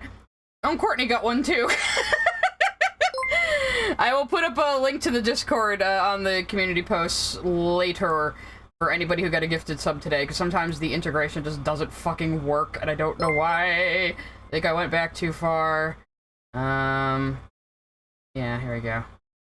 angst onto your friends, because that's what Sharon's doing. But I think what stands out about Dion as a character is how relaxed he is. You can easily see that he's that flamboyant kind of gay man, but he's not at the extreme caricature that Glee would hit 5 years later. He's just vibing and being himself. It's interesting how good Dion looks in hindsight, because I remember 15 years ago when a character like Dion would have been derided as a stereotype. A flamboyant. Look how good he looks, guys, because this whole fucking animation looks so good. So very good. Thank you, Radical. You're gonna delay your own super chat now. Buoyant fashion designer who sasses the popular girl wasn't exactly setting the world on fire, even if it was such a casual first for children's animation. And even today, there are some people who look at that kind of character and okay, children's animation, but your title says Western animation, Lily. You could have made it clear you were talking about children's animation only, because again, you are ignoring The Simpsons and Mission Hill. cringe. But time makes fools of us all, and if we can get article after article about what a milestone for gay representation. Here it is. Here it is. Here's exactly what her fucking problem is. She goes to Yahoo News and sees these fluff piece headlines praising shows she doesn't like for having gay rep. And because she can't just say gay rep bad, she has to go out of her way to say, well, now Canada did it first, and so N.D. Stevenson and Rebecca Sugar didn't do anything. So there, articles on Yahoo News. Like, who the fuck cares? Who cares? These are just fucking fluff pieces to fill out an online, article thingies. You can't even really call them newspapers or anything, or magazines anymore. They're just to fill out headlines and pump out content. Who the fuck reads these on a regular basis? They're just trying to get clicks for advertisements, Lily. Like, this is not the heartbeat of fandom that you think it is. Well, it's like when she was bitching about Utena in her old anime ranking video, and she brings up some fucking article on Dazed that says, the psychedelic anime you need to watch, where lesbians turn into cars, and it was very clear the person who wrote the article is not an anime fan, never saw the Utena anime, and is only talking about the movie, doesn't know the movie's history or its symbolism, and it's like, that's what you're going by to say that, oh, Utena fans are zealots who demand you have to watch it? Some random asshole who just wrote a fluff article on the movie? An article that was just meant to be consumed in 3 minutes and forgotten about for the rest of time? Why did she do this? It's like she seeks out these headlines just to back up her claim that N.D. Stevenson and Rebecca Sugar are overly praised for gay rep. But, like, who gives a fuck? This is mostly straight people jerking off about how fucking progressive they are. And thank you for another 50 gifted subs, Radical. I guess I'm gonna have to make the link 100 uses today. I think some people who were already in the Discord got smacked by a couple. But, like, her logic is so fucking broken. It is that a show had a 5-season-long arc of someone being both abusive and possessive toward their older sister, then I think a guy sparkling a little bit can be officially declared an unproblematic fave. The guy who sparkles a little bit is Alex Armstrong from The Little Alchemist. That's my gay guy. The environment around Dion is so casual, so you might be wondering how this happened in 2004 of all times. Well, in Canada, there was always a market for teenage animation. Nelvana, the production company behind Braceface, was producing Well, yes, again, Lily, because you told us that your government mandates that Canadian-made shows be aired on television, so they have to take whatever crappy slop your country can make. That's why something this low quality was allowed on television. That's why something this low quality would not be made on American Kieran television. Celebrates 1 month of membership. Yay! Anyway. We go get a super chat. Oh, I think the super chat's gonna get delayed though by the gifted sub bleep that I can't turn off for some reason. Trim Elements just always makes it go. I don't know why. A lot of animated shows aimed at teenagers about things teenagers cared about. This was a market that the United States just straight up Radical doesn't sent have. A super chat blows up chat with mind. Okay, I guess they're over now. This is a market we don't have? You just mentioned that, so Raven. You mean just animation? Because what the fuck was as told by Ginger then? And Doug. And... I don't think of any other, like, shows that are just about teenage issues that came out. Like, cartoons. Like, I didn't watch a lot of those. Pepper Ann, yeah, Daria? More aimed at teens, but still. Well, she's talking about teens, though. Like, yeah, like, we also had cartoons about teenage problems, Lily. What are you talking about? The Canadian law states something like 50% of all music on the radio has to be Canadian. How much fucking Nickelback are they forced to listen to? Jesus, that sounds like hell. But yeah, like, Drake and Josh, yeah. I grew up watching Kenan and Kel, you know?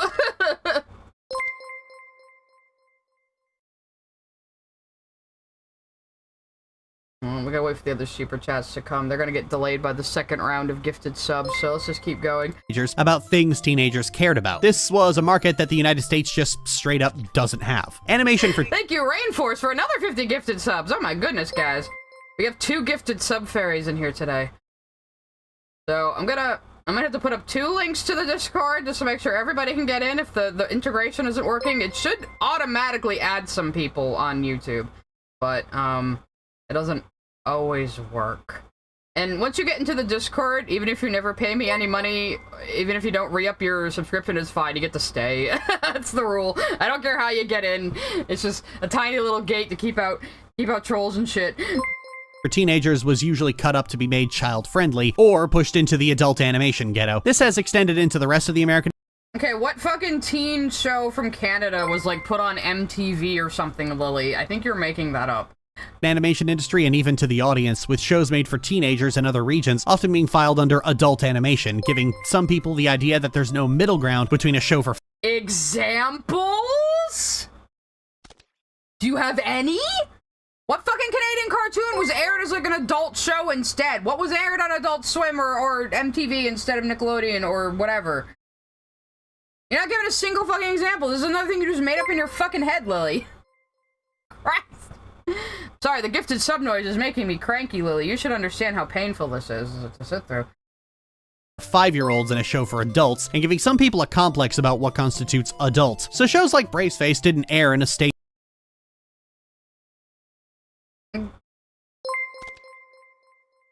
What the fuck was that last point? Giving some people the idea that there's no middle ground between a show for 5-year-olds and a show for adults, and giving some people a complex about what constitutes adult. So I don't think that happened, Lily. I mean, yeah, some people today seem to underestimate children and what they can handle a lot, because, like— Real sent a super chat. Oh, finally, they're coming. One thing I'll give Canada is that they have a better double pretty cure than what Glitter Force was trying to do. I will trust you on that one. There should be a couple more coming. I know, more gifted sub beeps. Okay, never mind. This is a great still I paused on here. But what was I saying? Like, well, no, but yeah, like I saw a tweet recently where someone was like showing Secret of Nim, and they were like, this was aimed at children, can you believe it? And everyone was like, yeah. So yeah, these days you have like kind of— I'm gonna turn that down a little bit for the time being while I'm talking. You have people like underestimating what children can handle. Like, I had somebody like arguing with me like, how could you say Steven Universe is appropriate for 8-year-olds? I'm like, 'cause it is? What are you talking about? It's like the demographic, you fucking idiot, you know? like 8 to like 13 or something, you know? Yeah, she's just saying words. So like, yeah, people have a bit of a skewed view on what's appropriate for children and maybe coddle them a little bit today, but it wasn't because people were taking Braceface and airing it on MTV. That never happened, Lily. What the fuck were you even talking about, Lily? This is such a bizarre point. We have 150 new subs today, guys. The Discord is gonna be fucking popping tonight. I don't know how loud the shill noise is for you guys. It's also my desktop noise, I think, so whatever. I hope it's not annoying you guys too much. Shows like Braceface didn't air in a state that wasn't butchered. Most of the subject matter, not just Dion, but a lot of other material in the series, didn't survive the trip over to the United States. The third season especially wasn't aired at all because it started tackling heavier subject matter. This contributes to— Or probably because it was fucking garbage and nobody was watching it. Look at this! It's hideous! That super chat's probably gonna get delayed. Sorry, Cosmic, but yes, I too love Secret of Nim. But yeah, people were surprised like such a dark film like was for children, and it's like, yeah, God's sakes, Temple of Doom was rated PG when I was a kid, you know, come on. Probably because there was no PG-13 rating at the time, but still. To why Dion isn't remembered. Sure, American animation fans were aware of Dion, and many were even fond of him, but since he didn't— Were we? I never fucking heard of this fucking show until Toonrific Tariq talked about it. I think it was him anyway. Somebody talked about it. It wasn't Tariq, it was somebody in his orbit. I might be misremembering, but air in the US, there's a sense among Americans that he didn't count. It was Tariq, this is a okay. sentiment that only got worse as the years went on and Western animation started hyperinflating the importance of the adventure fantasy genre. So you also didn't count unless— Again, this is just her bitching that she doesn't like serialized shows with fantastical and action elements. Okay, Lily, fucking stop watching them then. This video isn't even about gay rep. This is just about you being annoyed that your shitty Canadian government-mandated cartoons are not as popular. Because they suck. you were in a show that was already important. So even if he was available through the same mediums that saw subtitled 90s anime get into everyone's hands, Dion just wasn't remembered because he didn't fit into that very— Or because this show is ass! Maybe that's why, Lily! This show is government-mandated ass! The only reason something like this would be able to air is because the government mandates that Canadian-made products have to be aired. Otherwise, something this shitty-looking would never make it to broadcast. Come on now. a narrow mold. Gotta make the good times last. Yeah, here we go. Fucking Saved by the Bell animated again. Look at these fucking awful goddamn designs. And like, this is like, you can tell this is like Flash.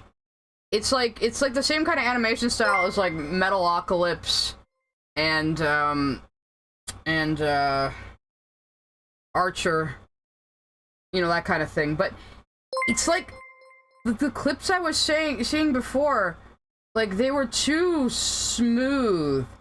It looks like it's like one of those, you know when people like use AI to like up-res animation to like 60 FPS and it just looks uncanny? That's what this fucking shit looks like. 16 was an animated sitcom aimed at teenagers that aired from 2004 to 2010. Fuck, 6 years, really? Anyway, the premise was about 6 teens and the shit they get up to at the Galleria Yeah, 6 years? Really? This shit? Mall after they all get part-time jobs. The series is actually a lot better than most people ever gave it credit for, and its staying power has only dwindled since the adventure fantasy scourge pushed every Lily, slice of life shows are still made. You were just talking about Craig of the Creek. People still make shows like that. What are you talking about? Yeah, we need to invade Canada. We need to bring our freedom bombs to them to solve this.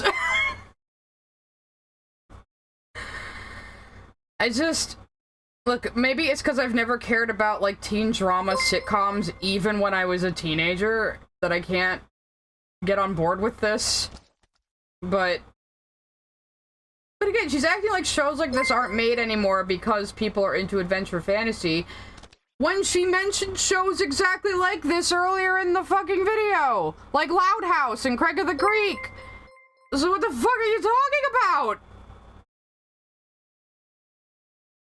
I'll answer the super chats when they finally come in after the ding-dongs are done. I wish I could find a way. I honestly do wish I could find a way to get the gifted sub tone to stop, because it delays the super chats, and I always feel really bad about it.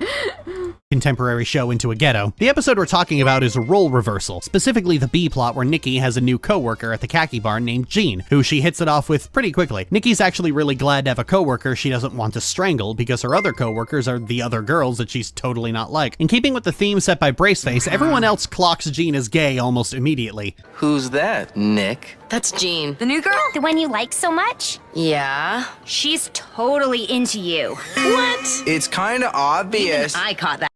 What made them think she was gay? Was it her haircut? Yep.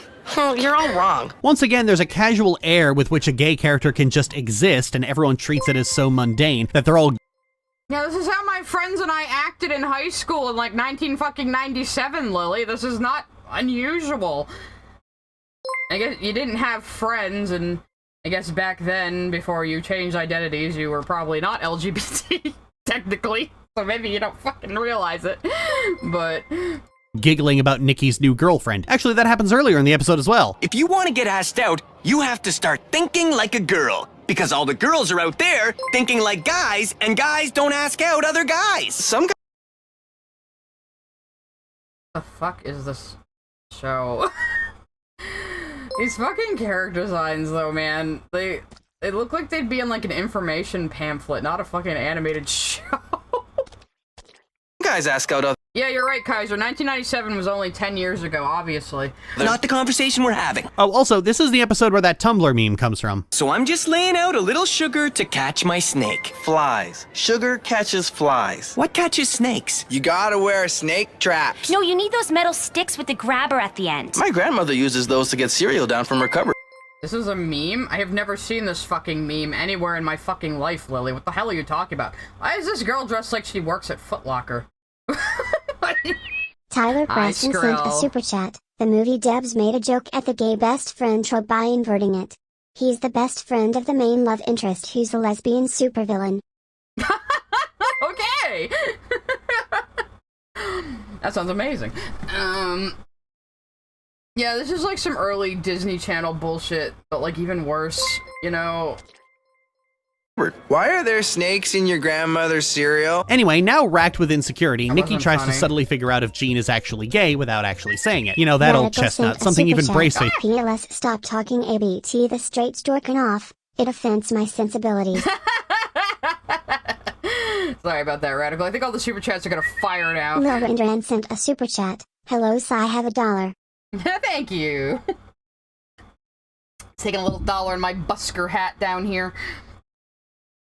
I think there's a couple more. King Yeah. Beat sent a super chat. You think Braceface would not be made in America? Have you seen Velma or any adult cartoon? Look, Velma was made for a streaming service, okay? It was by Mindy Kaling's own fucking production house, so that's a little different. I think there's a couple more. There should be. No, there's no. Now there's more gifted subs going off, so sorry guys, your super chats are gonna be delayed now! I'm sorry if the ding dong is annoying anybody. I honestly don't know how to stop it. Cereal? Anyway, now racked with insecurity, Nikki tries to subtly figure out if Jean is actually gay without actually saying it. You know, that old chestnut, something even Braceface didn't manage to get away from. However, Jean just cuts through all of that. Nick, if you're trying to find out if I'm gay, it's okay to just ask. It's not like I was. Yes, I'm into girls, and I'm really flattered. But I already have a date for the dance tonight. Are we all right? Still friends? Yeah. She's just too darn cool. What was that womp womp noise, though? Like, the joke was on the straight girl there, though, that the lesbian thought she was also a lesbian. This is what Lily wants from gay rep. The character walks on screen, says, I'm a lesbian, and then walks away, and that's all we ever see of her. I looked up this character, and she, there's like a one-sentence description of her on the wiki for the show, and all it is, like, she's gay and works at this store. That is literally all there is to this girl. And Lily is trying to act like this was some groundbreaking bullshit. You know? I'm a lesbian, Vine Boom walks away. Yeah, it's basically what it is. That's basically what it is. She doesn't want gay characters to actually be, like, full fucking characters. She wants them to just walk on screen and say, I'm gay, and just stand there smiling and doing nothing else. You know? Oh, God. Yeah, this dialogue is really bad. Of course, it's probably a bunch of, like, people in their 30s and 40s going, like, how do you do, fellow kids, and trying to write, like, how they thought the teens of the time, spoke. You know, so, yeah, there's that. That noise is gonna be going off for a while. And that's it. Jean is seen with her girlfriend during the dance later, and that's actually the last we ever see of Jean. 16. Yeah, so why are you acting like this is like some groundbreaking gay rep that Canada did first, when this chick shows up for 2 fucking scenes, and her only purpose is to be gay? It's just to be there and be gay, and that is it. She's not a real character. Like, and this is your idea of gay rep, huh? That's better than, like, fucking Steven Universe and Owl House, huh? Like, Christ almighty. Yeah, Lily is the demographic Disney tries to appeal to with their 5th first gay character. Her and all the other, like, little woke scold zoomies that are just like, oh boy, there's a gay! I clapped! I'm gonna support this to show that my morals are forthright. And she was the one in the Dark versus Wholesome Media video who was talking about people who act like consuming certain types of media makes you moral.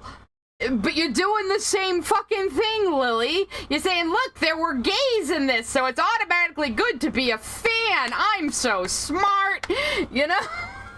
Look, you're just as bad. Oh, it's unbelievable. Like, truly.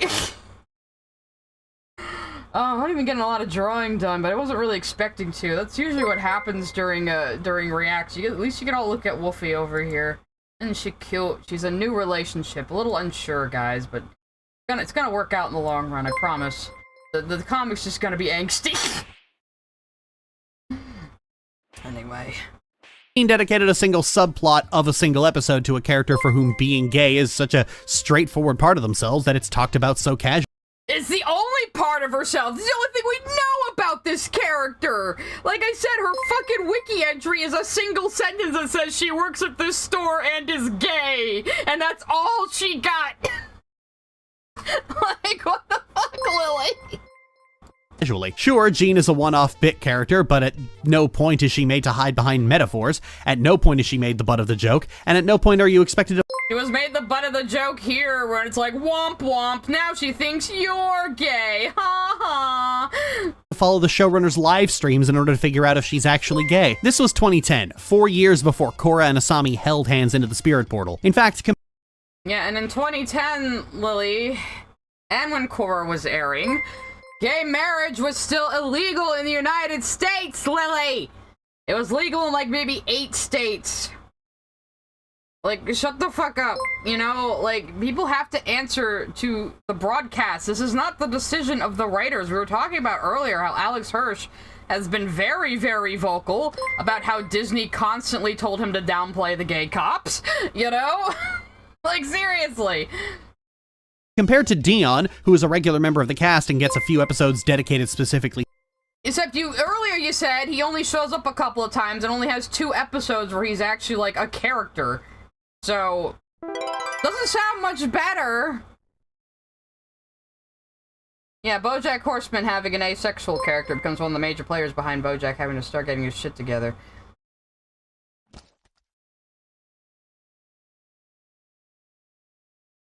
Have I ever seen the video of him prank calling the voter fraud line as Seuss? No! I'm gonna have to look that up later, because that sounds amazing. Drax69 sent a super chat. Nickelback is Canadian? I never knew. Yeah, I'm sad to inform you that Nickelback is Canadian. Tragic, I know.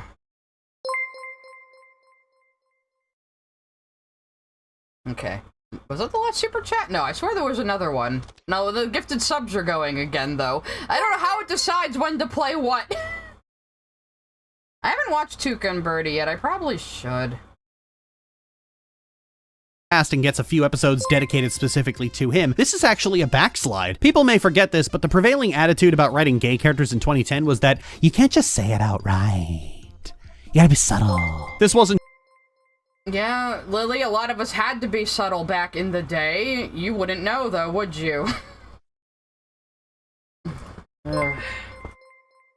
Just homophobes saying this. This was actual gay people saying this as well. Saying, yeah, actual gay people, Lily. Maybe you should listen to some of us. it was better to sneak under the radar, and 2 Nelvana series just straight up refused to do that to varying degrees of enthusiasm. Still, I like Jean. She might be in only 1 episode, but it's a good episode. 16 in general had better writing than most animated shows of its day, and it even had an episode about periods years before turning red, made it better writing, yeah, sure. Other shows had subplots about periods before fucking turning red. Didn't As Told by Ginger have a whole plot about her growing leg hair? That's something you don't see tackled in kids' shows very much. You know, when you're the first girl to start growing leg hair and you get made fun of, I know what that's like. Acceptable to talk about it on American TV. I'd say if you like delving into animation history, 16 should be on your radar. Oops. Oh yeah, I meant to bring up something about that section. So, over here in my other tab, I have some writing tips Lily wrote a long time ago that y'all may remember. And this one is in the thumbnail, of course. If the only gay man in your work is a foppish diva, you're a huge turd. Well, I guess they had 2 foppish gay men, so does that mean Braceface is fine? And then I think some of these other ones are going to be relevant to this next show she's talking about, which I've never fucking heard of. But I've seen some. I think she meant foppish as in Foppish. But she either spelled it wrong or thought fop is a slur. So, I don't know which it was, to be honest. I'm so sorry. A lot of these super chats are going to get delayed by the ding-a-ling-ding-dongs. So, God, why does this also have really bad line art? Where do they get this shit animated? Like, it's so ugly.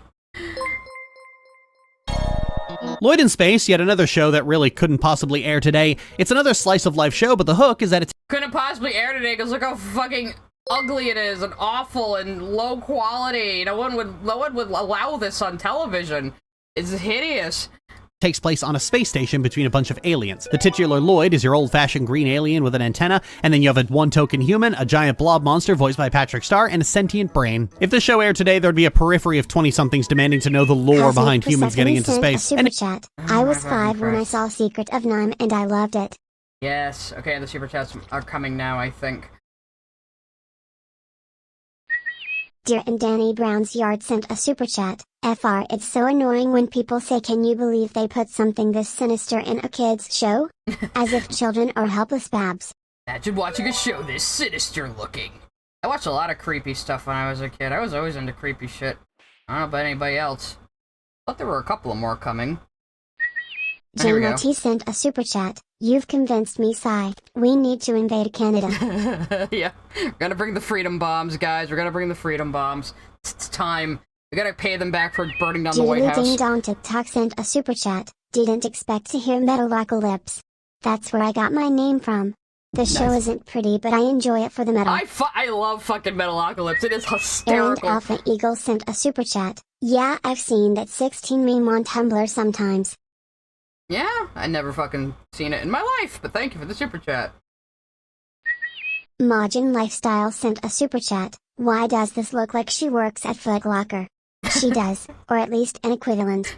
It was a parody of Foot Locker. Okay, I'm picking up what the show's putting down, I guess. A friend of Guinness sent a super chat. Lily said you steal other people's observations on her Tumblr and called us you and Utine ugly versus Braceface. Lol. But now even.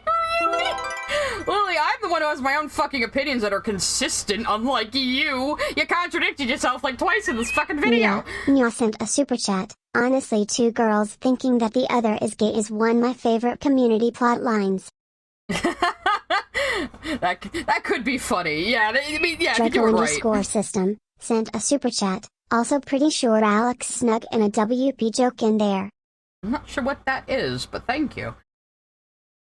Okay, we're waiting for the rest to come. Jehudi sent a super chat. Leave it to Lorch to praise such a one-dimensional character out of spite.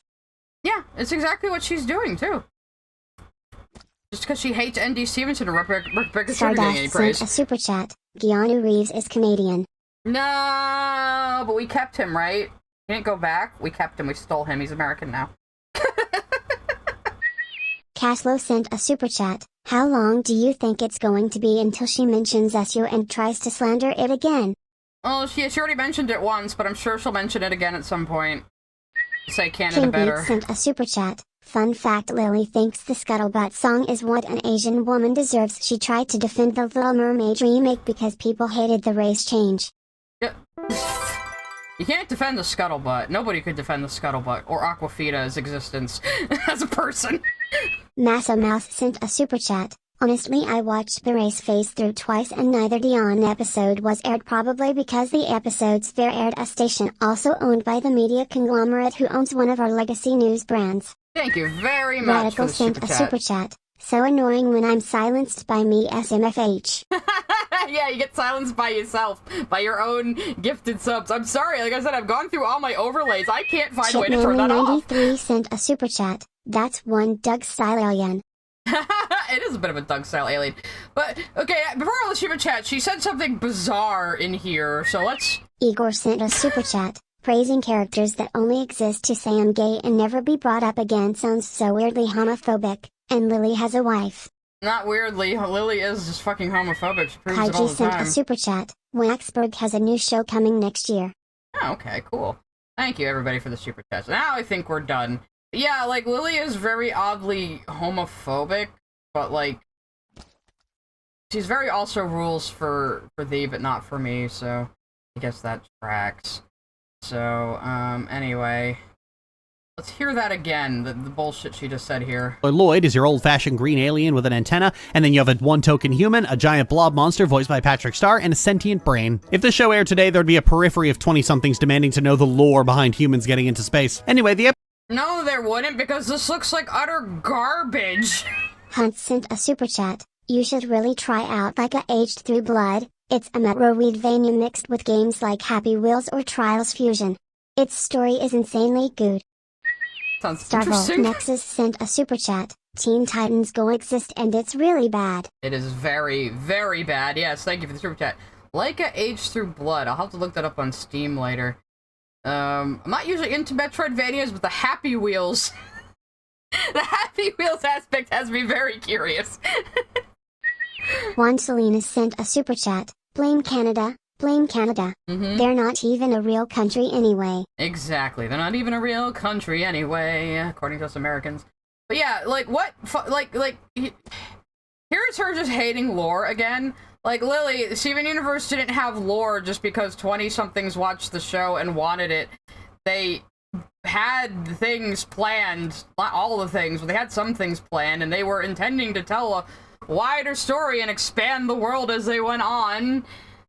You know, I never understood her. Like, the only reason I can think she hates lore and she hates metaphors because she doesn't understand it, and it drives her crazy when other people talk about it because she doesn't understand it. And instead of trying to expand her understanding, she just decides, no, everyone else must be wrong and this must be just pointless and stupid. And it's like, that is such a piss poor attitude, Lily, but I don't expect you to change at this point, so I'm just gonna mock you. So... The episode in question is Neither Boy Nor Girl, an episode centered around a genderless alien named Zoit, as the boys start arguing with a group of girls about Radical sent a super chat. Came for the Lily slander. Stayed for the funny gremlin lady that only has good taste. Ah, thank you. Of course I only have good taste, yes. Yes. Dragon the Loud sent a super chat. Lorch is the most homophobic lesbian ever. I'm pretty sure she's bisexual now, and also she said she doesn't like to eat pussy, so it's like, a little... Bladed Fox 14 sent a super chat. For some who's been doing this for years, Lily is not good at explaining her points. No, but that's because her points are completely deranged. They all just come back to her own biases. All this comes back to her wanting Canadian animation to be good, and trying to find a reason to say, no, it did it better than Rebecca Sugar. You know, that's really what this all comes down to. Also, this is a boring plotline. Why is it boys versus girls? Why wouldn't some alien species not have, like, completely different sexual makeups? You know, this is very unimaginative. alien named Zoit. As the boys start arguing with a group of girls about whose music is better, they decide to ask Zoit for their input, only for Zoit to... I guess I'd have to say that Aurora's music is sparse, allowing the themes of suffering. King Beat sent a super chat. She hates lore because the brony community kept asking for the Molo show to stop being about the main six and be about the lore, also Avatar. Errand Alpha Eagle sent a super chat. Mr. Inter also talked about this Lloyd in Space EP. Oh no! I don't hate Mr. Enter, but he can miss. The QA signboard sent a super chat. Is Lorch her assigned name at birth? I'm worried. No, see, we're calling her Lorch because she's upset that she uses her real name online and nobody else does, so we're gonna call her Lorch now. Radical sent a super chat. Sigh, that's Lily lore, I never wanted help. Sorry. It came up recently that she's gender swap Ben Shapiro over here. You know, we already knew that, though. King Beat sent a super chat. Hey, what do you think of race swaps? As a black man, I think people should make new characters. King Beat, I think it kind of depends. You know, it depends on the character, it depends on the project, but when they're just doing it just to do it, yeah, it's like, could you just make a new character for, like, a black actor to play instead of just handing them the leftovers of some other character nobody cares about anymore, you know? Like, I mean, when you have stuff like Sam Wilson taking over Captain America, that's, like, normal. That happens in comics. You have different people take up the mantle of a certain superhero name that's like a race swap or something, you know? But then you have shows that really just do that cynically, just to do it. For no other purpose, really. I mean, if you have someone who's black who is, like, the best person for the role of this character, why the fuck not? Because, like, some people were saying they want to see Giancarlo Esposito as Professor X, and I think he would fucking kill that role. It would be awesome. So, you know, it all depends, really. It depends on the motive, I suppose, is really what it comes down to. Angels Art and Gaming sent a super chat. Mr. Intermention on this day. Oh boy, turning red. Oh no, you're right, it's 9/11 and we mentioned Mr. Enter. Oh no, God, they hit the Pentagon! Oh no. Anyway, let's we're being goofy now. Let's get back to whatever the fuck point Lily was trying to make. Decide to ask Zoit for their input, only for Zoit to... I guess I'd have to say that Aurora's music is sparse, allowing the themes of suffering and depression to resonate in her lyrics, while total cosmic annihilation is pure power. Their music assaults your ears with the force of a solar windstorm. So there you go. Hope that helps. Go full YouTuber on it. Well done, Zoit. Then, when one of the guys genders Zoit as male, it starts an argument over what gender Zoit is, leading to a string of attempts to discern Zoit's gender before they just up and ask them. And Zoit says... Oh, that. I thought you knew. I'm neither. Okay, so maybe he reproduces asexually or something, so... Or it, or whatever it's called. So, I feel a need to bring up another Lily rule about writing here, where it says, if there are humans in your story, restricting gay/trans/ace rep to the non-human characters makes you a huge turd. So, but here she is praising the show for doing just that. Isn't that amazing? But then again, guys, she said, oh, it's just these were just a joke, guys. You know, after she got like made fun of by fucking everyone everywhere, she was like, this is just a joke. I'm just gonna delete these now because it was just a joke. It was just a joke. It was a funny joke, guys. I'm not I was only pretending to be retarded, guys. You know? Like, oh, like, she really isn't used to people keeping track of what she says. She doesn't even keep track of what she says because she has no solid opinions. She has no real opinions. She just says things that she thinks makes her sound smart. It's so obvious. Side note, anyone miss when commercial breaks were used to establish tension? Anyway, Zoid explains that their species doesn't have a gender until they hit puberty, and then choose what their gender is going to be. Well, that's boring. Why can't it just be an asexual blob? That one Lucario fan. Anime Reviews sent a super chat. Like underrated AF. Furry Mad Max plus Happy Wheels. Furry Mad Max plus Happy Wheels. Okay, I might have to look up this fucking game. This is sounding very intriguing. leading to an all-out battle of the sexes as the two groups of kids try to push Zoid in one direction over the other, with each And I'm sure this wasn't completely, like, sexist stereotypes or anything, right? each of the guys all secretly getting into the feminine things they're watching Zoid do, so good job there. Zoid eventually finds out they're being used and is rightfully upset about it. Then the groups feel bad about it and flip and give Zoid birthday gifts for the opposite gender as an apology. They're trying. They're not very bright, but they're trying. Unfortunately, they start arguing again, but this time Zoid cuts them off and really cuts to the heart of the issue of cisnormativity. There you go again, pushing me and pulling me, back and forth. Be a boy, be a girl. Well, I've had it. Kai, we were only trying to help you make the right decision. The right decision for you, maybe, but what about me? Oh, yeah. You. Fuck it, this was 2002, and that's better material for a little... Okay, so that's just a... Append of Guinness sent a super chat. I don't mind race swapping if it's not made into a big deal.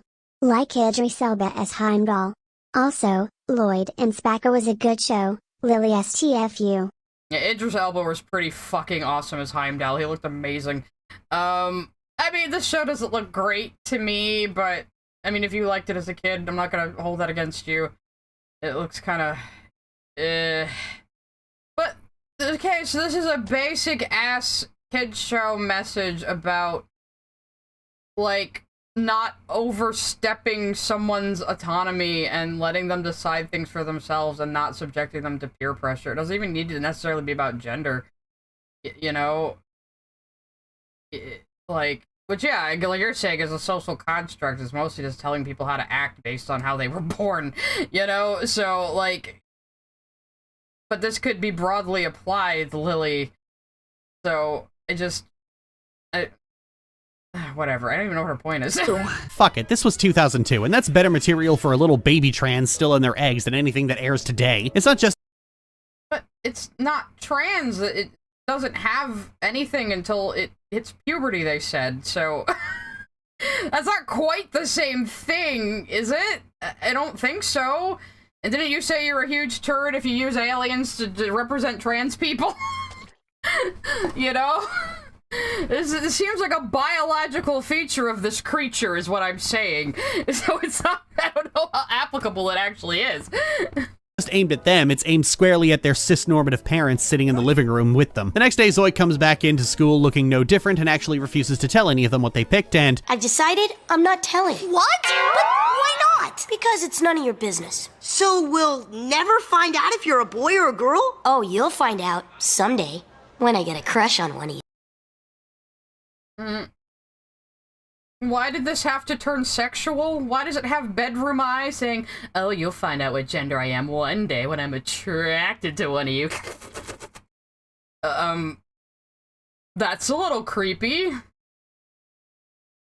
I don't know if this is the best trans rep exactly, Lily. I'm just saying. What? But why not? Because it's none of your business. So we'll never find out if you're a boy or a girl? Oh, you'll find out someday when I get a crush on one of you. Yeah, this is the part that tends to stick in people's craw, to the point... Well, yeah, so instead of cis-normativity, it's heteronormativity, I guess! If I get a crush on the boys, I'm a girl. If I get a crush on the girls, I'm a boy. So yeah, it just kind of defeated its own fucking message, didn't it? Or the message you seem to be implying it's saying, which I'm not even sure that it is. Really. Point that they ignore Zoid's speech earlier in the episode. It's weirdly heteronormative for an episode about how gender essentialism is stifling, and ignores... Well, yeah, so maybe that wasn't the fucking message in 2002, Lily. You ever think of that? The word fucking gender fluid didn't even exist in 2002, even if this thing looks like it is a gender fluid.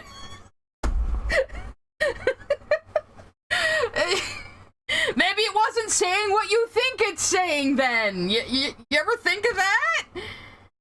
You know, or maybe it's saying gender ambiguity is okay, but don't be a homo. You get that sometimes. You know? Christ. It's the reality that gender identity and orientation are not mutually exclusive. However, well, they're definitely not. So, but it's still kind of homophobic. Yeah, here she goes again, talking about She-Ra. This is just an I Hate She-Ra video.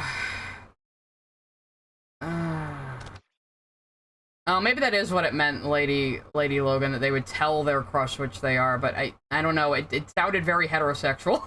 I'm sorry, but again, it was 2002, so yeah. But the thing I'm gonna talk about is still older than that. 1999, Lily, and you're ignoring it but you didn't specify you were only talking about children's shows, which obviously have more restrictions on them than other animation, you know? She's referencing fucking She-Ra and the Lele again, and she's now calling She-Ra incest. And she started doing this after I called Scars incest, so I wonder if this is some weird deflection, or if it's just because she likes to compare Catra to her sister Courtney for bizarre autistic reasons. Because, you know, if somebody actually abused you, you definitely compare them to a cartoon character to get your point across. I suppose if you have the mentality of a fucking 12-year-old that Lily does, it makes sense. It's very dramatic. But I don't know about that one, Chief. It's not nearly as bad as 5 seasons of abusive codependent catgirl incest. That you didn't watch. Very recently, on her blog, Lily said she did not watch the final seasons of She-Ra. Bladed Fox 14 sent a super chat. You mean Lily missed the point? Oh, no. Wow. Yeah, Lily said she never actually watched the ending of She-Ra, she just saw clips, and that's what she builds this fucking, like, narrative she has about it on. So, again, she just, like, reads synopsises and watches clips and thinks that means she understands a piece of media. And it drives me fucking up the wall. So, like, perspective. For 2002, a show for children taking a moment to stop and say, hey, all this gender essentialism isn't just bad for me, it's bad for all of you as well, is actually rather novel and touches on something we sometimes talk about. But did the Blobby say that? I don't think it was like, it's all bad for you, too. It was just like, don't make me choose. You guys are talking over me. Admit me, make my own decisions. You know, that seemed to be what it was more going for there. Because, you know, the boys and the girls here still seem to be very stereotypical. Hunt sent a super chat. I'm gonna show like it till you play it, lol. Okay. Yeah, it was like all the girls are in skirts and they have bows. And the boys are just in t-shirts and pants and sneakers. So it's like, this is still kind of gender stratified, don't you think? But not enough. Cisnormativity isn't just bad for trans people, it's bad for everyone. Hardnet sent a super chat. While Hirsch and Sugar, etc., are in the trenches fighting corporate for LGBT rights, remember that this is the best that Lily Orchard can do in response. This is embarrassing. Yeah, and I honestly, I think part of it is that she is upset that Canadian animation isn't as popular because it sucks. So, I don't know. But yeah, Lily, gender roles are bad for everybody. We were saying that in the fucking 90s. This is not a new concept. For Christ's sakes. It harms everyone, puts pressure on everyone, and is used as a cudgel against people cis and trans alike. Zoit sort of gestures to the root of the issue in that all of them are implying men and women can't actually be friends or like the same things. Their perception of what it means to be a boy or a girl is centered on the stuff, consumption, hobbies. And yet they're still all designed based on that exact attitude, so maybe this show isn't quite as deep as you think it is, Lily.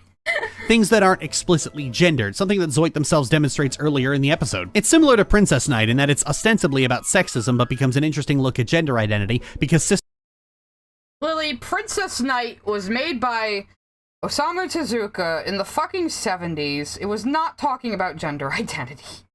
It was literally just, a girl can only be heroic and brave if she has the heart of a boy. It was not progressive, Lily. Cisnormativity and sexism go hand in hand. These aren't issues that are separate from each other, especially as the modern-day trans panic continues to fester and rot. A lot of people analyzing this episode tend to mark it down. Yeah, the trans panic, which is why everybody just hates you, Lily. It can't have nothing to do with your opinions or your behavior or anything else. Shy, I sent a super chat. I don't like Cachadora either. Glittra is just so funny. But you know you can be normal about not liking a ship, right, Lily? Not insult it or the fans? Well, yeah, but she didn't even watch the fucking ending of the show, but she rages about this constantly. You know, it's so strange. Oh, Sabine, Steven Universe is not going to be forgotten. Steven Universe is going to be remembered as a classic. People forgot this fucking show because it's garbage. down for the last second heteronormativity toward the end, but I think that's small potatoes compared to the surprisingly profound deconstruction of cisnormativity and the way in Yeah, look how profound this fucking whack-ass, ugly fucking show is. Fucking Disney HD show. which the episode sticks to its guns by not revealing Zoid's gender at the end. And to that end, how do we know Zoid's not messing with them? I mean, their crush could be on anyone, not necessarily them, especially since Zoid never appears after this and thus was never part of the group. So yeah, I'm gonna say Zoid is good. Wait a minute! Did you just say this character just only showed up for this one episode and was never seen again, but you're calling this good representation? This was just a boys versus girls episode, wasn't it? And then they used a weird alien thing to send a message. Oh, this character came in and was gender fluid and then was never seen again. This was so innovative. Oh my god. Mia4S sent a super chat. Lily makes me ashamed to be a Canadian. Real kilometers. You should be. You should be ashamed to be a Canadian just in general, but you... I can't fucking believe this. Let's hear that again. I mean, their crush could be on anyone, not necessarily them, especially since Zoid never appears after this and thus was never part of the group. So yeah, I'm gonna say Zoid is good. No caveats, no asterisks, no nothing. Zoid's just... No asterisk, this character was good, but they never showed up again and wasn't a main character. J. Marty sent a super chat. I'm not a big fan of SU, but it's undeniably being remembered for a long time. Mm-hmm. Yeah, I don't even care if you're not a fan of SU. I mean, my problem with Lily is she fucking Lavia lies Ray about sent it. a super chat. Is Lily unable to watch anything made for adults? Would her brain explode? Also, can she not straw man a hole for an argument for one video? Draco_system sent a super chat. That's it, time to transitioning. Thanks, Lily. Thank you for the super chat. No, like, the most adult thing I think she's ever watched was fucking Has Been Hotel, which is just, let's be real, it's like a teenage show with swearing and boobs. Like, yeah. But the adults can't like it, but, you know. Or she watches fucking sitcoms like The Big Bang Theory. You know? I've never heard of her watching anything more complex than that. So... I would be very surprised if she has. Angels Art and Gaming sent a super chat. Boo. That's it. Boo. Everyone's having an existential crisis in the chat now. Yeah, she said Sheldon Bazinga was better autistic rep than fucking Laios from Dungeon Meshi. Oh god. Oh god, there's already... What else does she talk about here? I think she goes back to bitching about... Yeah, she goes back to bitching about Steven Universe again. Oh, we got Denmark. Denmark Denmark sent a super chat. It's kinda funny watching you rage at Lily for not knowing her gay history. It's also very educational, because I don't know it either. There you go. I'm an elder gay, so you have to listen to me. So, and let's just be real. Lily didn't change identities until, like, 8 or 10 years ago, so she didn't really grow up with the experience of being perceived as gay, so she doesn't really know what the fuck she's talking about. I'm just putting that out there, you know? Just damn good. This is a video of two goals. The first is to bring attention to moments in animation that are sadly forgotten. Characters who are uniquely forward-thinking for their time and who were genuinely well-written and earnest decades before the Owl House was even a glint in Dana Terrace's eye. A time when creators didn't have to compromise their entire... And again, you're just mad at, like, these creators, these modern creators you don't like, who are all female, and you're mad that they get praised for things, and you have to find a way to take that away from them, and all you have is your shitty-ass Canadian cartoons. It's so obvious what this is. This is not about gay rep at all. Yeah, I'm definitely 28, guys. Totally. Entire creative vision in some weird Pavlovian... Gavin Caruth sent a super chat. Kinda weird how Lily makes every excuse for why Ice is great rep despite the problems, but when SU has even the slightest issues, she goes ballistic. Yeah, because she, I have this theory now, and it's really kind of pathetic and angering. I think the whole reason Lily has been bitching nonstop about Steven Universe for the last 6 fucking years is because her ex, Lizzie, whose last name she stole, was into it. So this girl broke up with her before they were supposed to be married. Lily had already changed her last name to Orchard, and she just kept it, even though she's claiming this ex was abusive after the ex claimed she was abusive, of course. So I honestly think her SU obsession and her hatred toward Rebecca Sugar comes down to an ex-girlfriend. As crazy as that sounds, but like, every time we have a crazy theory about Lily like that, she kind of proves it true. So I've stopped being surprised. You know? I just can't shake this feeling that she has that fucking Steven Universe video that ruined its reputation online because she was bitter at an ex. Majin Lifestyle sent a super chat. I don't know about you guys, but I'm sensing a theme with all these old gay characters being one-off side characters. Suspicious. Yeah. She's saying Canada get gay rep first, even though it didn't. We're gonna get into that probably at the end of the video, because I don't think she mentions Mission Hill anywhere. Decades before the Owl House was even a glint in Dana Terrace's eye. A time when creators didn't have to compromise their entire creative vision in some weird Pavlovian mind game with the studio. They could just say shit. Well, yeah, Lily. They're beholden to the studio and the network. That doesn't mean they're, like, failing to do gay rap. A lot of people try, and then the network shoots it down, you know, like Steven Universe getting canceled over a same-sex wedding, which you deny. She denies that even happened because she doesn't want Rebecca Sugar praised for gay rap or anything. It's J. Marty sent a super chat, cause Steven killed my grandma, okay?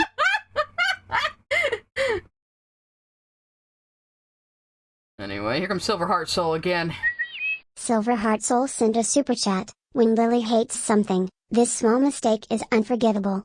When Lil likes something, this was bad, but I was good for the time. Yeah, it's so transparent that she does this all the time. Like, I'm not sure how aware she even is of this habit of hers, but she definitely, like, will be completely hypocritical on shows, depending on whether she likes them or not. And whether she likes a show or not depends on, like, who in her life likes it or not. You know, it's so strange. It's like she went out and praised Has Been Hotel after KP stopped being her friend because KP doesn't like Vivzy Pop. So all of a sudden, Lily's out here saying Vivzy Pop is great and all the hate against her is bullshit and the show is wonderful, and she's praising it for, like, the same shit other shows she's bitched about do. And it's just so obvious. You know? Anyway, let's just go on. I'm still laughing at the oh, this blob character is great representation and he's never shows up again. Jesus. I used to have a bare minimum standards for LGBT rep in animation, and those standards were main characters in a healthy relationship before the finale. And it wasn't because I secretly hated other LGBT creators and wanted to put them under a microscope, despite what some— Yes, you do! Yes, you do! Oh, look, it's a panel from that canceled comic where she was gonna have Margin Courtney Lifestyle in it. sent a super chat. I know it's been talked time and time again, but it genuinely pisses me off how she always blames the creators about suppressing gay but not the company. Yeah, you don't want to blame the company or the culture or, you know, society, Lily. I don't think she's ever, like, fought for gay rights anything in her fucking entire life, though. She wouldn't know. Morons would say. It's because I'd already grown up with good, and the next step was better. I used to watch— None of these are good, Lily. Even by your own standards, they're not good. Dion wasn't in a relationship by the end. We saw the chick who was there just to be a coworker and say, I'm gay with another girl at prom. That doesn't necessarily mean they were in a relationship. They could have just been on one date. The blob insinuates it might get a crush on its friends and then disappears forever. So these all break your own fucking rules. But you're saying they're all good because they have to be, because you have to say Canada did it first. Virgo 117 sent a super chat. Bare minimum standards? Yeah, keep covering the screen with with stickers so Lily can't copyright claim it. Watch Braceface as a kid, and Dion was the first. Kaiji sent a super chat. Desperately want Lily to check out Witch Hat Atelier because that series is also beloved and the fan base would rip her to shreds like with Dunmeshi. That's probably way too esoteric for her, to be honest. You know, it's a little too esoteric even for me. Oh, that's right. Ed, Ed, and Eddie is Canadian. MLP wasn't Canadian, was it? No, it was American. Ed, and Eddie is Canadian. Oh, fine. Canada gets one excellent show. Ed, Ed, and Eddie. Jesus. Can't even argue with that. Even looks good. The squiggle vision is excellent. Fine. And the next step was better. I used to watch Braceface as a kid, and Dion was the first time I'd seen a gay character being so casually in the cast. And probably the first time you saw a gay character ever, if you were watching this shit as a kid, was 2004. You're 10 years younger than me. Alex the Shiba sent a super chat. Why is every character that she talks about only appears for one EP in these shows? Because she is scraping the bottom of the barrel to say, "Oh, look, Canada did gay rep before Cora did, so we're better." This is what this whole video is about. I can't give American shows a Rebecca Sugar or Andy Stevenson praise, so I have to make this argument. Jehudi sent a super chat. Rebecca Sugar Thulsa doomed my family Lily Orchard. Probably. And thank you for more gifted subs. I guess I am just gonna have to put up 2 posts with 2 links with 100 uses each. Because I don't know how everybody's gonna get in otherwise. I mean, obviously the integration should be adding some of you, but it seems to fuck up a lot. I don't know why.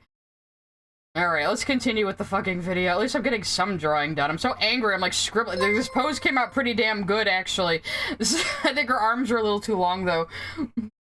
Accepted member of the group without any caveats or conditions. Yeah, he was Sharon's gay friend, but he was never just Sharon's gay friend. He didn't. It seems like he was just Sharon's gay best friend. All you've shown of me so far. Or all you've shown to me so far, rather.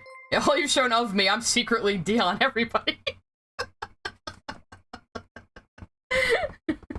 We have a super chat about Blue-Eyed Samurai, which is something I think I need to watch as well, actually. I'm so bad about getting around to watching things. I was using Breaking Bad as an example for, like, writing shit Lily was saying, which is probably why she hasn't fucking responded to it, because she's never seen that. But, but... Somebody said the Accio lasts longer joke to Lily. No! Gotta blame me! I disavow. You have it on camera, I disavow. Anyway, I'm reading super chats that haven't actually fired yet because there's gonna be 50 ding-dongs going. So, let's continue with the video. Didn't appear in a lot of episodes, but whenever he did, he was always just good. His self-respect, how he doesn't take garbage from people lying down, and how the story doesn't just humiliate him without— Oh, he's a sassy gay man. Wow. In 2004, how unique. Without acknowledging it as a problem, were all things I needed to see. Dion was a character who wouldn't accept anything less than what he deserved. This was in 2004, where even in Canadian schools it wasn't uncommon to see gay or faggot being thrown around as casual insults. She said it! She said the word! I guess I can say it now. But, yeah, Lily, I mean, yeah, in 2004, people were still saying gay to mean stupid, and that was a really bad trend, and then it ended. And people don't do that anymore. Wow. Thank you for the super chats, guys. They're gonna be a little delayed by the gifted subs. I apologize. Said the F slur, guys. Lily said the F slur. Maybe we should just say that from now on, without any context. You know, like she does to other people. So, but yeah, I mean. Also, like, the F word for a while online was used as, like, a general insult. You didn't even have to be gay. Like, it was used as, like, a general 4chan, like, fucking insult for a while online. So, of course, the kids in school were saying it, too, Lily. So, you know, but, like, don't pretend it was as bad as the 90s. Because it wasn't. I was around for both decades. Children were very casually homophobic without thinking about it, so being presented with a world where that just didn't happen was important. You know, as a young closeted bisexual going through some pretty horrific shit at the time, a character like Dion's— Okay, see, bisexual. Yeah, there you go. You were closeted too, Lily, so you probably didn't really experience a lot of discrimination. Okay, so, yeah. I came out as gay when I was 14, so I did not give a fuck. I'm your gay icon, Lily. Look up to me and listen to what I say, but you never will. Struck a chord with me that I never knew existed, and I'm sad to say that even I forgot about him. I've long cited 16 as the— Even you forgot about Braceface until you needed to make this video and you were clawing and scraping at the bottom of the barrel for any Canadian cartoons you could say were better than American cartoons with gay characters in them. It's just so transparent. We're gonna get a bunch of super chats in a row after the ding-dongs stop, so I'll make sure that I pause for that. I never knew existed, and I'm sad to say that even I forgot about him. I've long cited 16— Super chat. Just as I I hope said she that. never touches Blue Eye Samurai. There again, I don't think she'd survive the content within the show because she's an actual baby.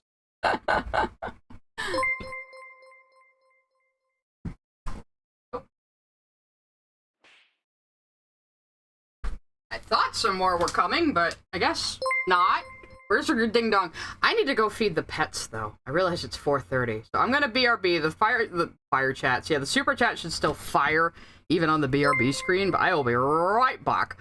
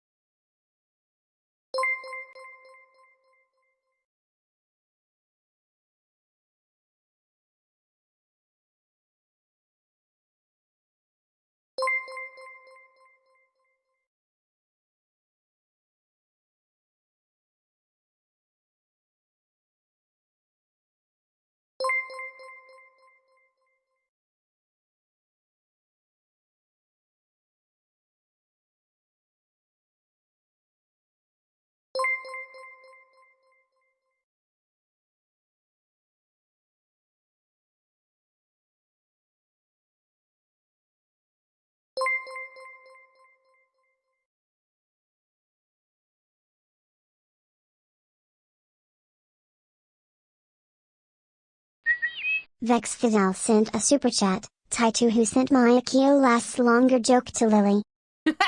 Oh, just in time. I just saw somebody say, there was a brilliance to the fact that, kids were so accepting of gay people, so out of the loop on what the F slur meant, they were genuinely dismayed to find out that they've been using a slur. Yeah, Space Frog, I bet that did happen for a while. Because like I said, using the F slur was like, just a common non-gay insult on like 4chan and shit. We're back, but now we're ding-donging again. Super chats? No, ding-dong. You got Dion's smug-ass face over here. Keep us company. Alright, I'm gonna continue the video though, but I just thought that was interesting, because yeah, it's like, I've talked to people who said they didn't even realize that queer used to be a slur. They just thought that's what you call people who fall under LGBT, and it's like, nah, you should be a little more cognizant of that, actually. Mia4S sent a super chat. You. Thank you. I don't know what that was referring to at this point. All the super chats got delayed. And they're still getting delayed, apparently. I don't know why. You know, maybe I should put them on separate overlays. That might... But then again, I can't... I've tried to turn off the gifted sub thing, and whether...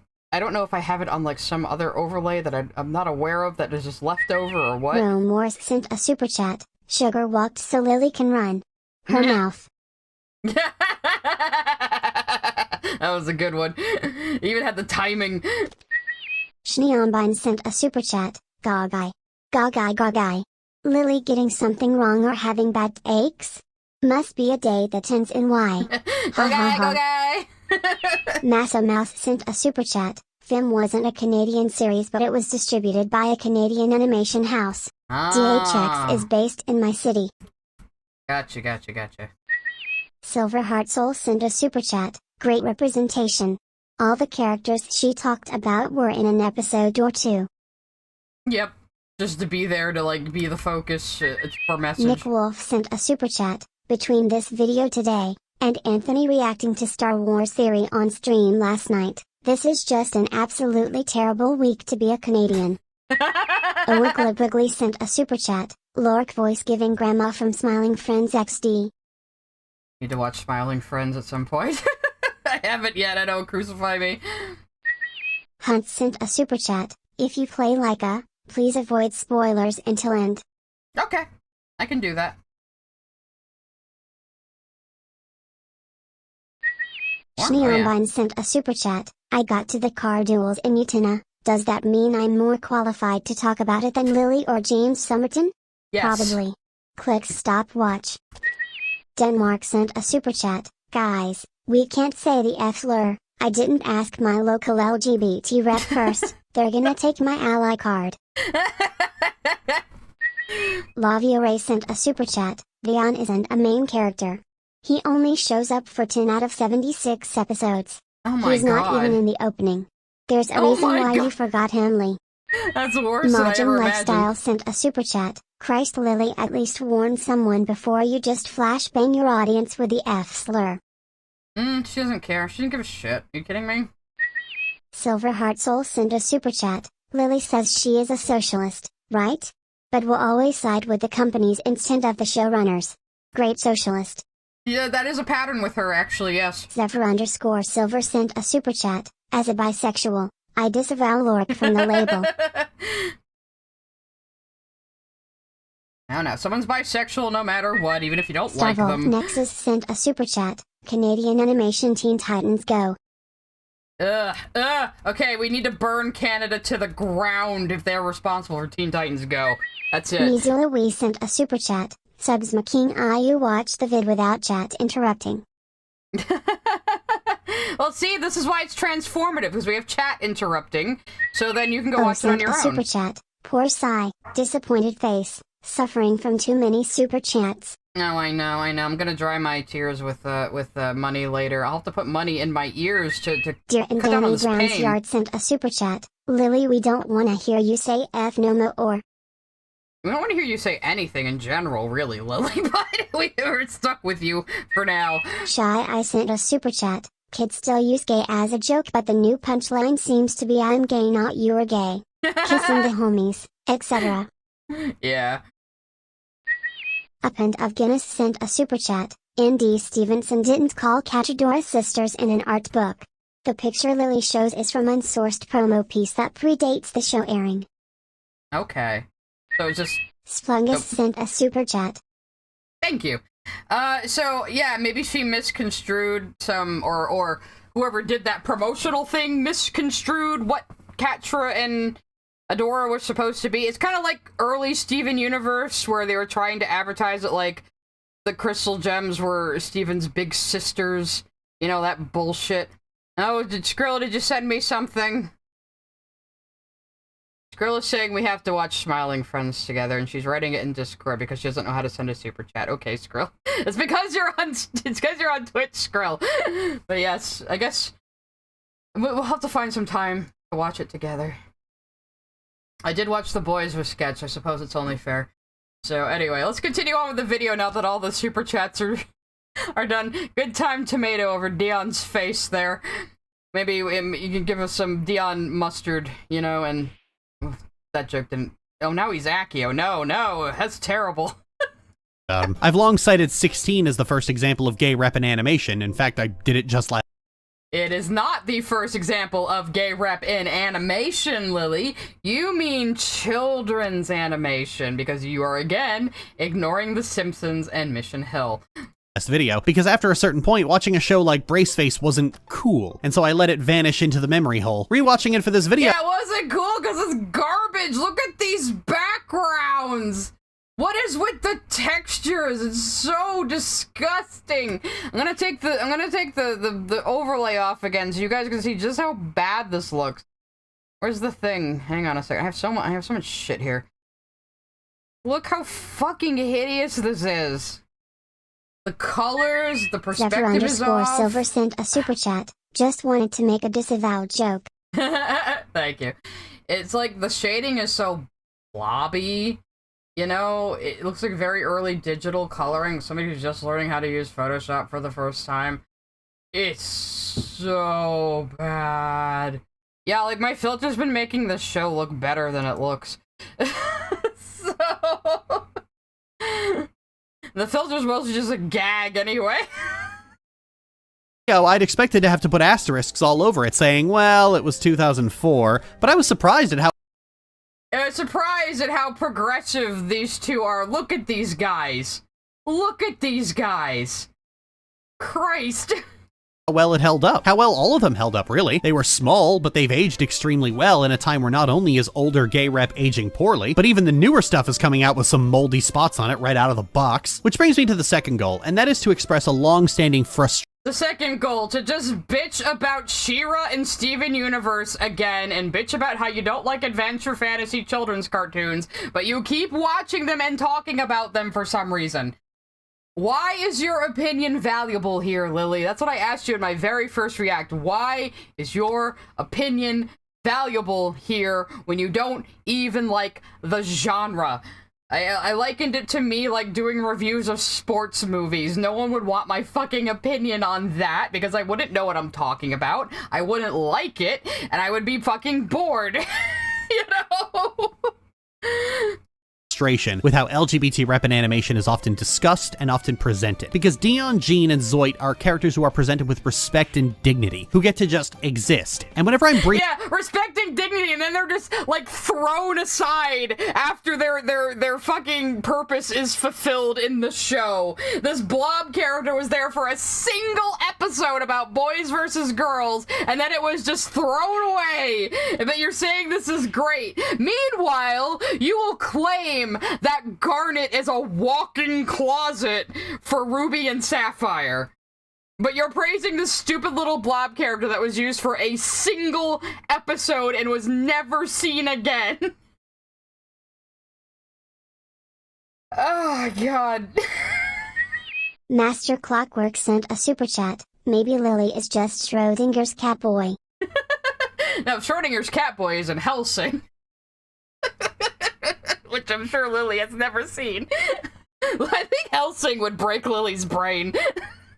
That's a show, like, the show is full of so much fucked up shit, but you can't even be mad at it.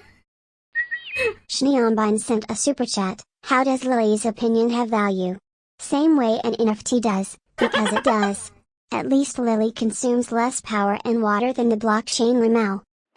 Are we sure about that? We know she's microwaving Hot Pockets on her desk. And no, I'm not gonna stop saying that, Lily. Alpha Eagle sent a super chat. She watches them cause they're popular. That's it. I don't even know. She always acts like she's like begrudgingly reviewing these shows because it's her job. But her job is self-assigned. She could make YouTube videos on fucking anything. You know, she might even get better views if she did. But it's like how she released a video on Korra recently, even though it makes no sense to make a video on Korra right now, because she thought it would, like, be, like, a million hit, like, Margin her old Lifestyle one. sent a super chat. I'm only looking at the stream for the first time. I didn't know the gender neutral blob looked like Grimace. He does look like a baby Grimace, doesn't he? Or it, or they, or whatever the fuck it is.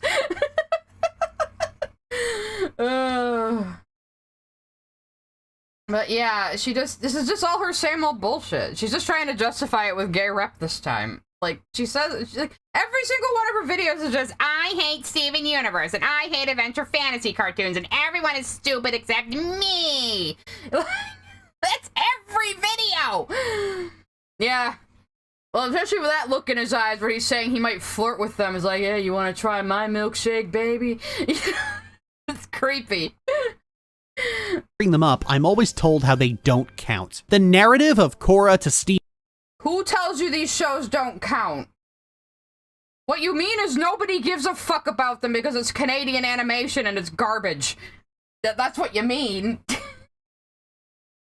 Even to She-Ra to Owl House is so important for some people.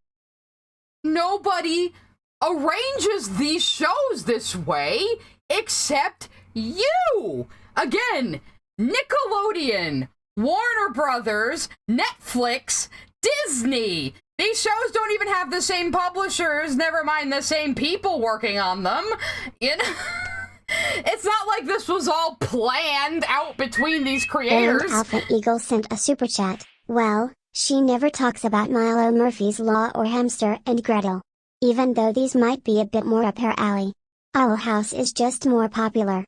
And you know, people like when some video reviewers will go into obscure things. If you're talented and interesting and know what you're talking about, you can make any topic interesting for a video, Lily. But you can't do any of that. You know? I mean, I'm not gonna pretend like I'm an essayist either, but I don't try to be, because I know I would be bad at it. I'm better talking off the cuff like this. But even when I edit my videos together, I at least try to wrestle them into almost a video essay. Shy I sent a super chat. Now hold on, Canada made rock and rule. Which is also garbage, but it's pretty garbage. That's fair, yeah. So, I'm not gonna say Americans haven't had any shitty animation, because we definitely have, but, you know, it's just, every time I see a Canadian show, it just repulses me, I'm sorry. I can't help it. People to maintain that this prestige genre of adventure animation has to have a uniquely different position above everything else. It's Nobody said, who said, Lily, show me anybody fucking saying this to you. That adventure animation has to be the prestigious one, and therefore it does the best gay rep ever. Who makes this argument? You are, again, making up an argument to argue against. This is the Chris Chan-like aspect of Lily as well, where she just makes up arguments that nobody is fucking saying. But it all relates back to things people have said specifically to her about her work. You know? But she tries to pretend it's some universal problem. I don't get it. so weirdly arrogant for a subgenre that couldn't get its shit together for over a decade. Legend of Korra was subjected to all kinds of myth-making about how Breik were setting up Korrasami from Season 3, and how they were taken off the... Okay, so some people think they were planning it. They had, like, a couple of little moments that hinted toward the ship. So what? Who cares? Air because of gay subtext, and they fought tooth and nail for it, and none of that was true. It was a pop... How do you know it wasn't true? They had it. They couldn't even... People thought they were still friends. People thought they were still gals being pals by the end because they couldn't outright say that the two were dating Lily. That actually happened.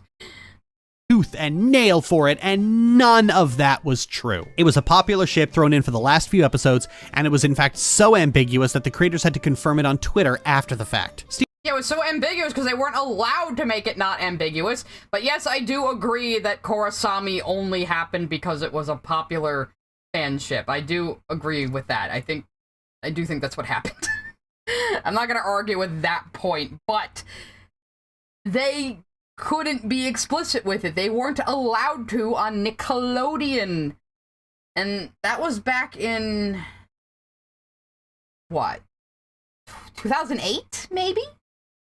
You know? Still a long time before gay marriage was federally legalized, Lily.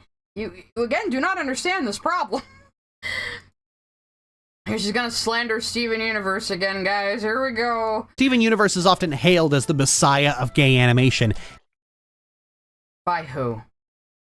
By the fucking news articles on Yahoo News that you read that annoy you because they go, wow, look at this cartoon with gay rep.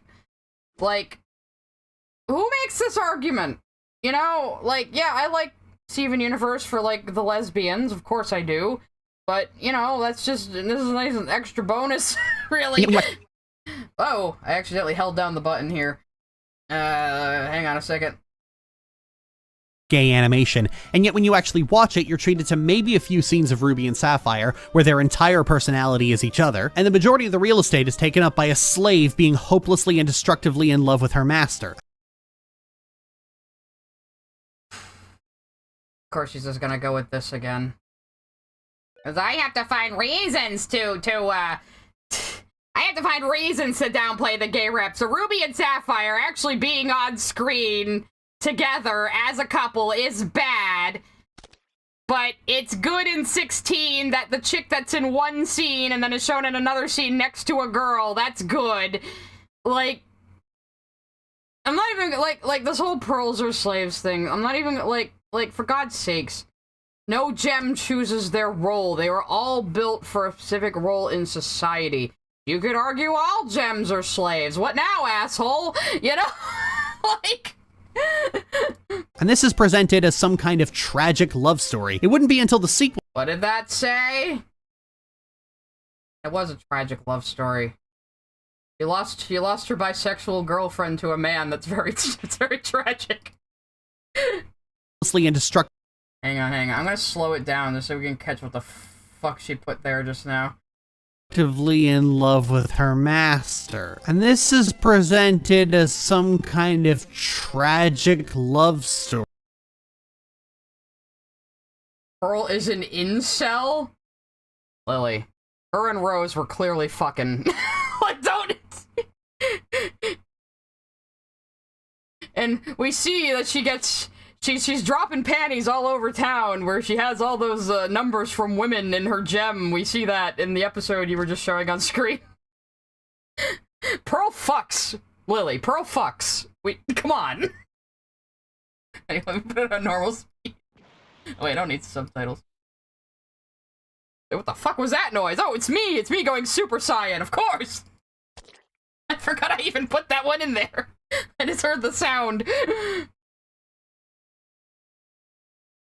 But isn't that nice? She's calling the prominent lesbian character of Steven Universe an incel. Isn't that nice, guys? She's totally not homophobic, guys. It wouldn't be until the sequel series and several years of the creator being bludgeoned over the head by Twitter that this would actually be unpacked to any significant degree.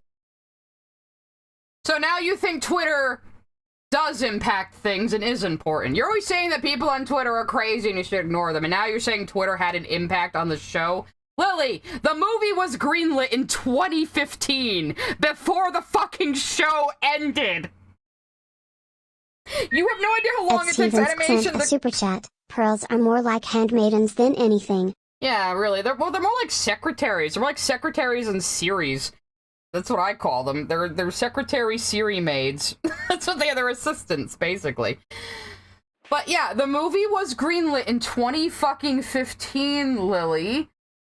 Before the show actually ended, because you do not understand the animation pipeline and how fucking long it takes. You seriously don't. So the movie was already fucking written. And Steven Universe Future happened because after the movie got greenlit, and even though... So, I think this happened with the change of president at Cartoon Network as well.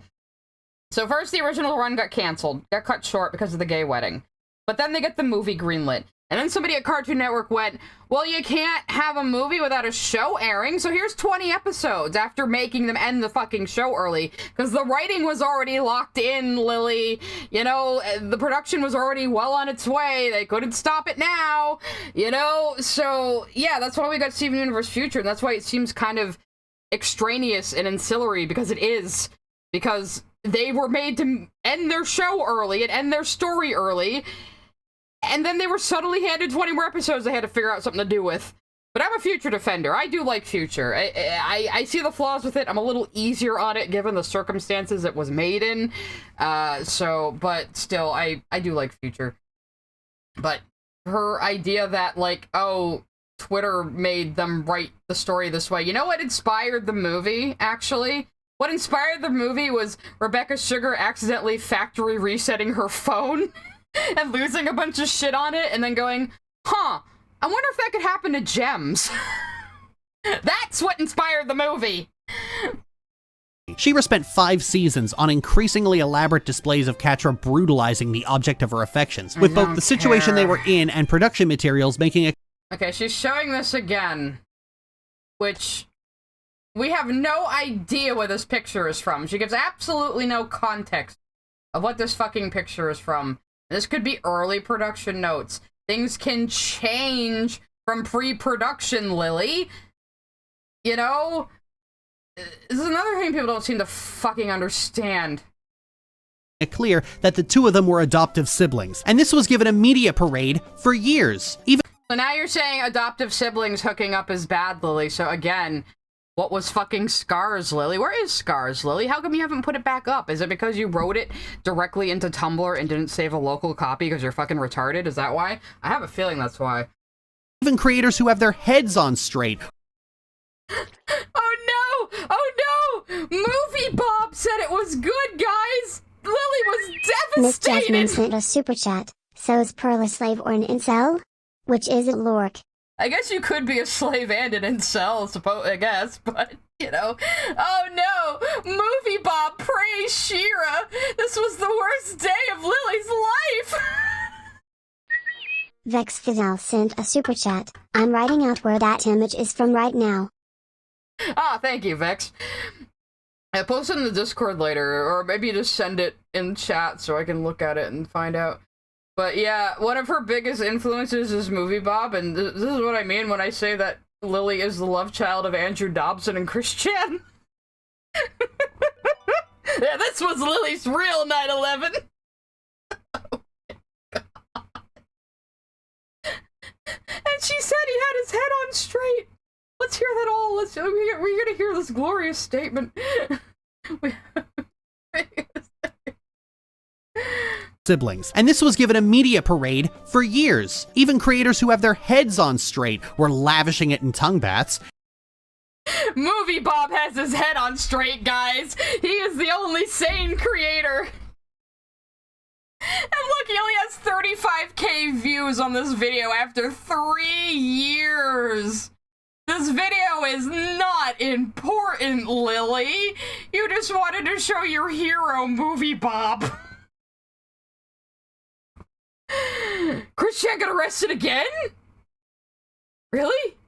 Are you sure it wasn't just the footage of the original arrest that got released, Jaden? I'll have to look this up later. But yeah, that's a shitty ass thumbnail too. It's even worse than the thumbnail for this stream. I didn't have a lot of time to spend on it. Good. If you don't know who Movie Bob is, good. He's old escapist history. And Catra. You got a super chat So coming. Fagrams sent a super chat. Since when can lesbians not be portrayed as real people with real flaws and bad relationships? She thinks they have to be perfect cause it's her fetish. Basically, yeah, I think so.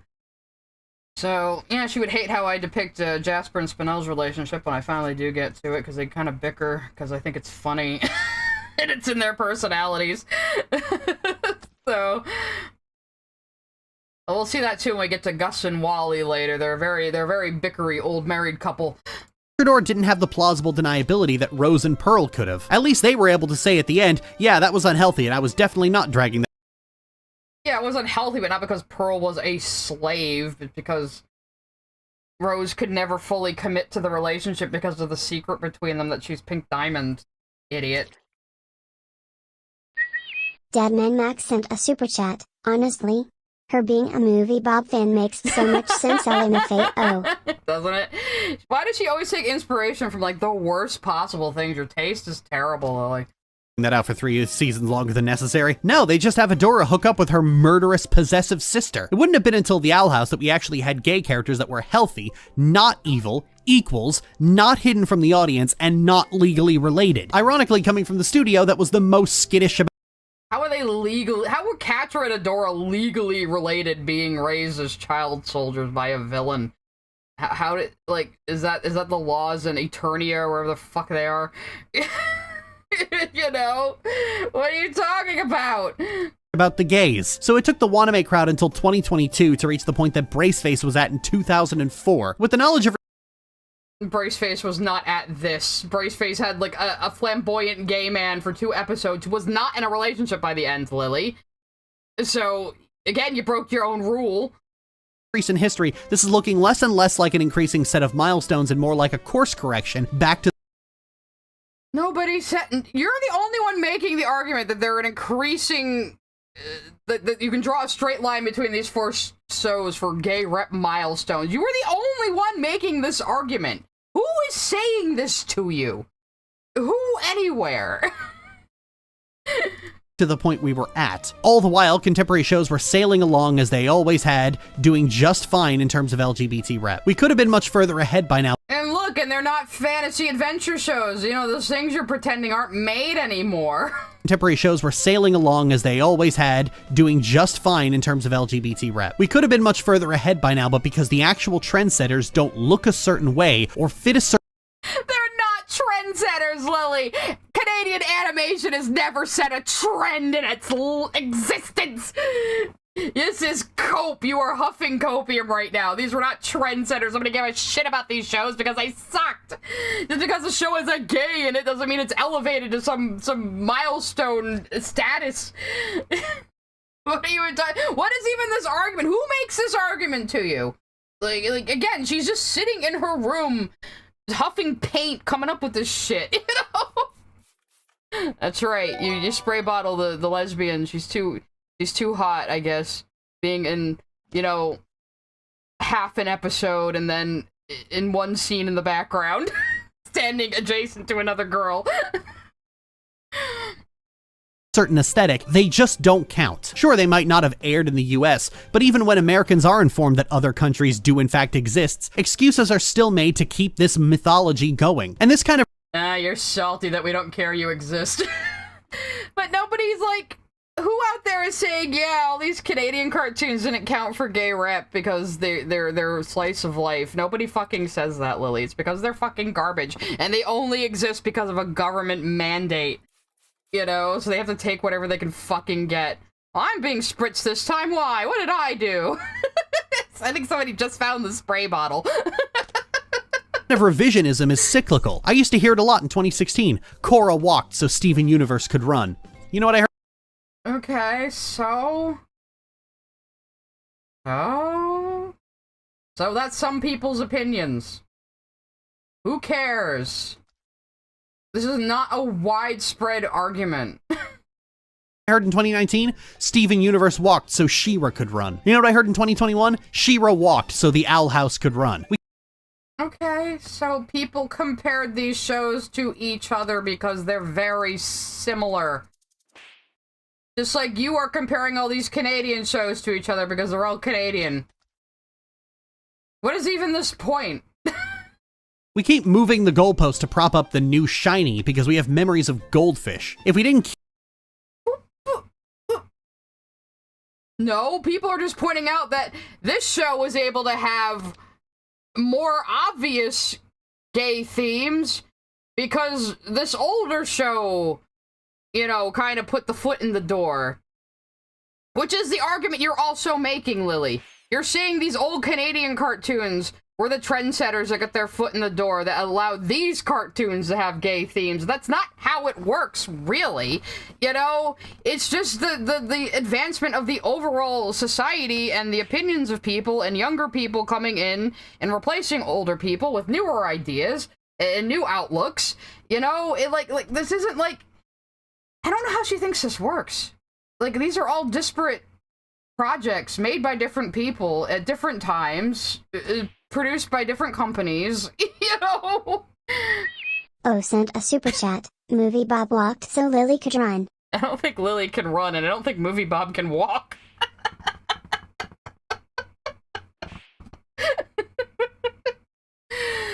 Oh, God. Movie Bob played Mario 3, so Lily could play Kingdom Hearts 3. I don't know. Keep moving the goalposts, we'd start noticing how little we were actually moving. And it's not like it's...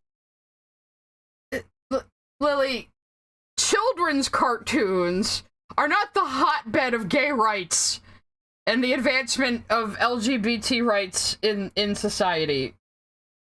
I don't know why you think this.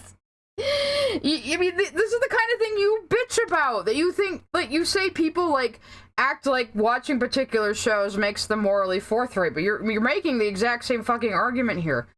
You know, children's cartoons are not a place to have the war over the culture and rights in. Denmark sent a super chat. I've been following Zero Punctuation for years. Lily's one of those people who refused to watch anything new The Escapist did, and assumed ZP was funny because swear words. The dumbest kind of ZP fan. Oh yeah. Thank you for the $10, by the way. I also like Zero Punctuation. I haven't watched them as much lately, but because I haven't really been into new games is more of the problem, you know, but I do like Yahtzee, and the most frustrating thing, oh, I have a super chat coming, and I just dropped my fucking tablet pen. sent a super chat. Now that I think about it, I've only ever seen 16 and shows similar on cable, and I haven't used cable in over a decade. Oh, same here. I have not watched cable television in like 15 fucking years. I watch most everything on the internet. I do not even have cable. So, I don't watch TV. I haven't in a long time. But what was I saying? Oh yeah, like the most frustrating part about Lily liking Yahtzee and ripping him off is she doesn't understand his jokes. She doesn't understand his joke structure. She doesn't understand his delivery. And she just doesn't understand why the joke was funny in the first place. So she takes his jokes at face value and just repeats them and does it wrong. And it's so annoying. So, It's a problem to not push the envelope. None of these shows are problems in of themselves. I mean, if you want to make a show about a trauma-bonded former slave or weird codependent catgirl incest, then the only one who can stop you is the studio letting you use Lily, that's you. It's you.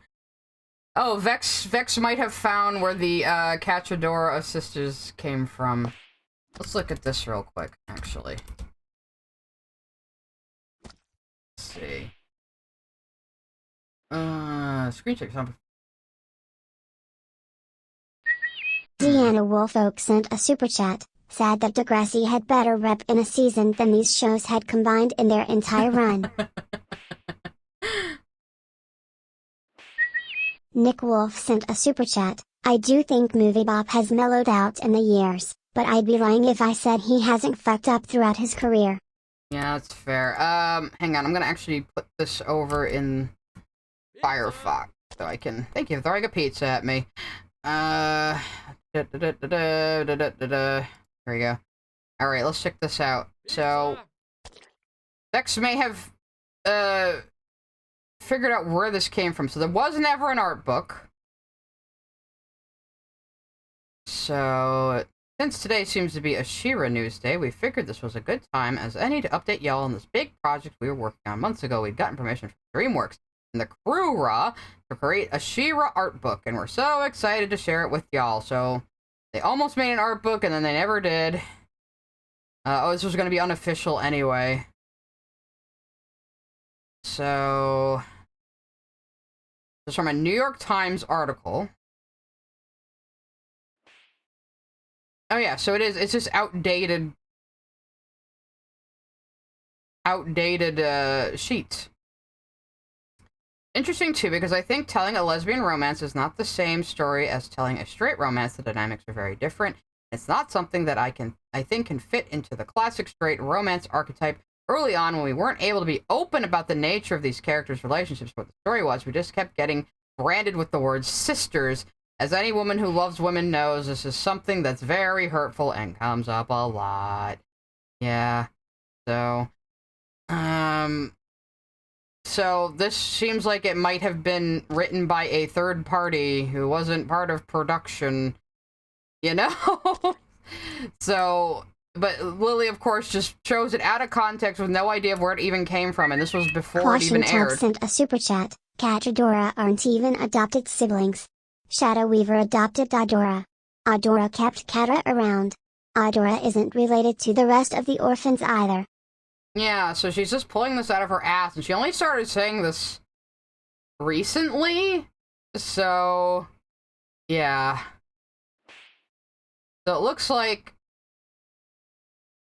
this was definitely pre-production. So obviously things changed, Lily. Things can change before the actual production of the fucking show, and this is another thing she doesn't seem to fucking understand. You know? Use its resources. The problem is in this mythology, where we have to keep acting like our newest obsession is more revolutionary than it actually is. And You're the one acting like all these Canadian shows are more revolutionary than they actually were, Lily. Lily, that's you!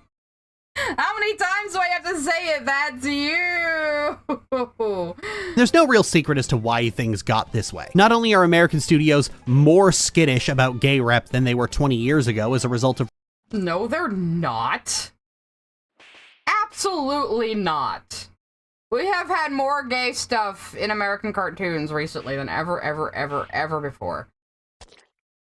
So, what are you talking about? You just wanted to show Ron DeSantis, didn't you? Republicans going on their delusional wokeness crusade, but the Also, Lily, you're Canadian! Stop talking about American politics!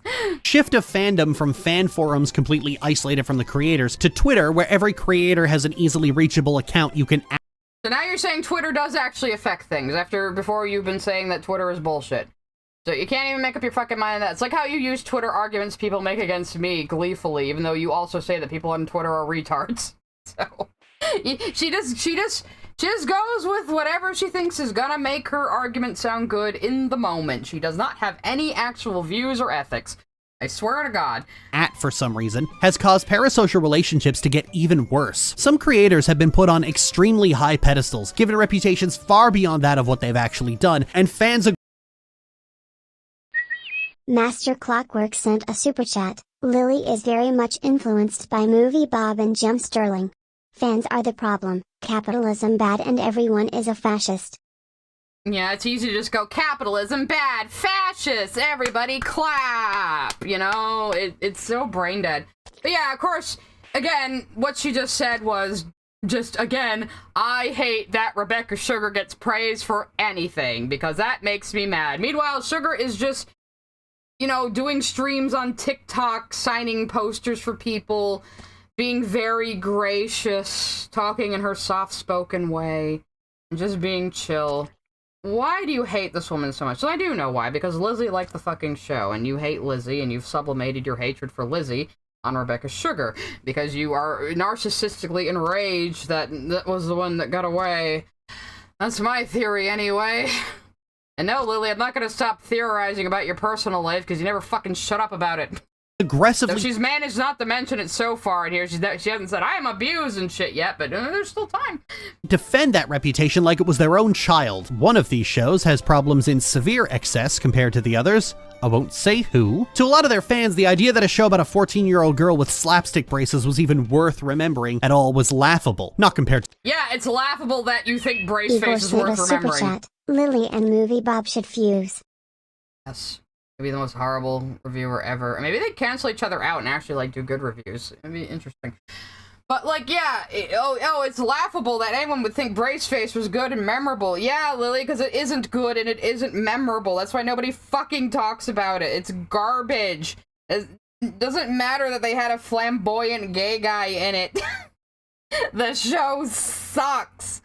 It's like the people that were like, oh, nobody went to see Strange World because they're homophobic. We had our first ever gay character. It's like, no, nobody went to see Strange World because it looked like fucking garbage and you didn't advertise it well.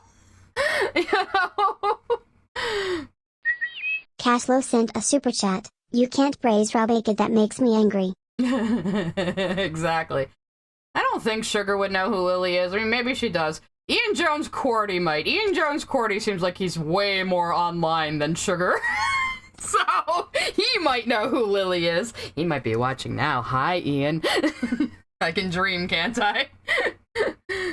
To Blorbo, certainly not compared to such a grand operatic masterpiece, and certainly not if it risked tarnishing the trophy they'd spent half a decade molding in the first place.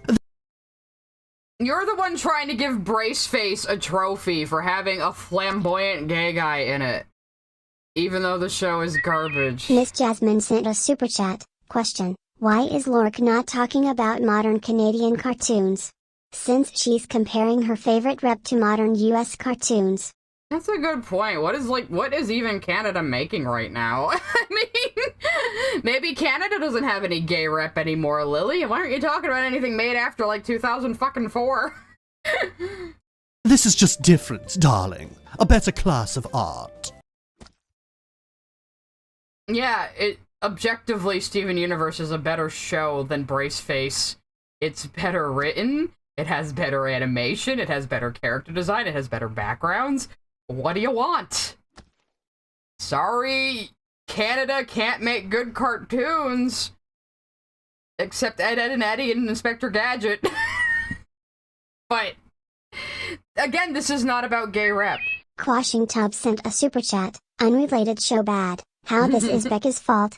But this isn't even about gay rep. This is people need to stop liking the things I don't like. Look, this bullshit that came out in Canada 20 years ago is so much better. That's what this video is. Canada didn't fall off. It would have to be on top to begin with. Ever.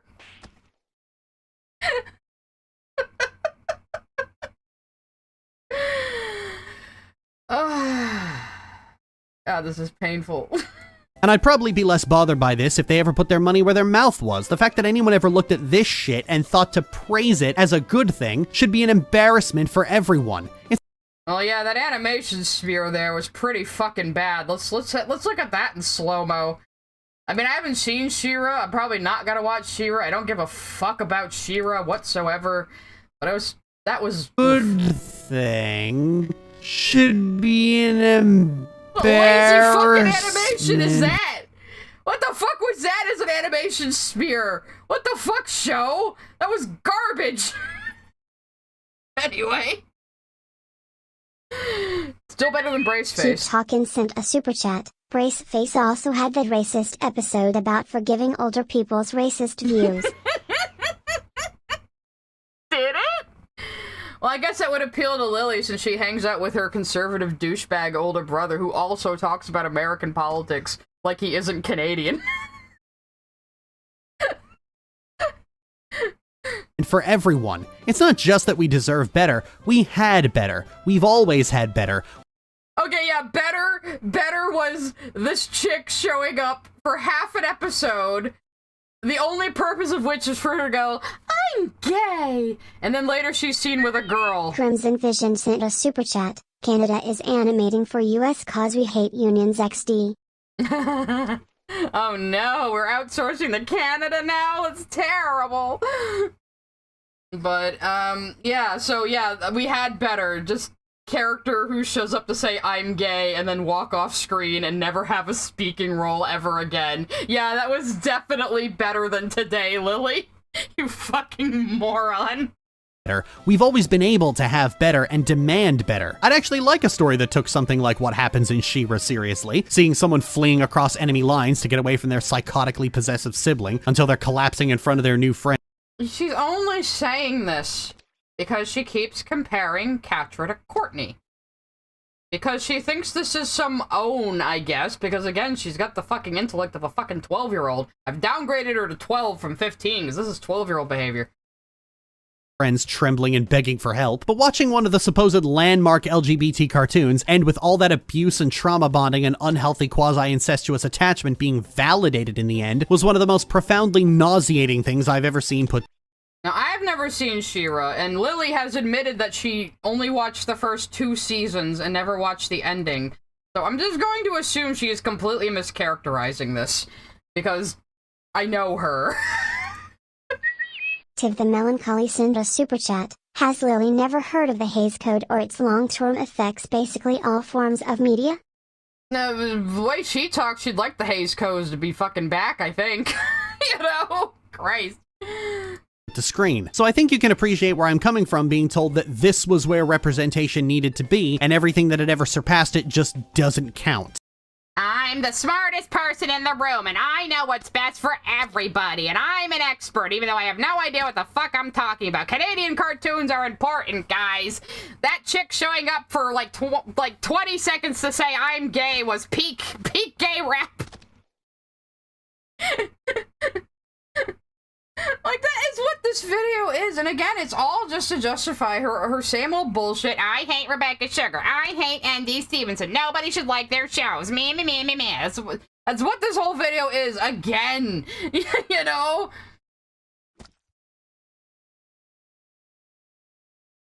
See, Barracon, I will argue that the episode with Uncle Andy in Steven Universe is exactly how it's supposed to be.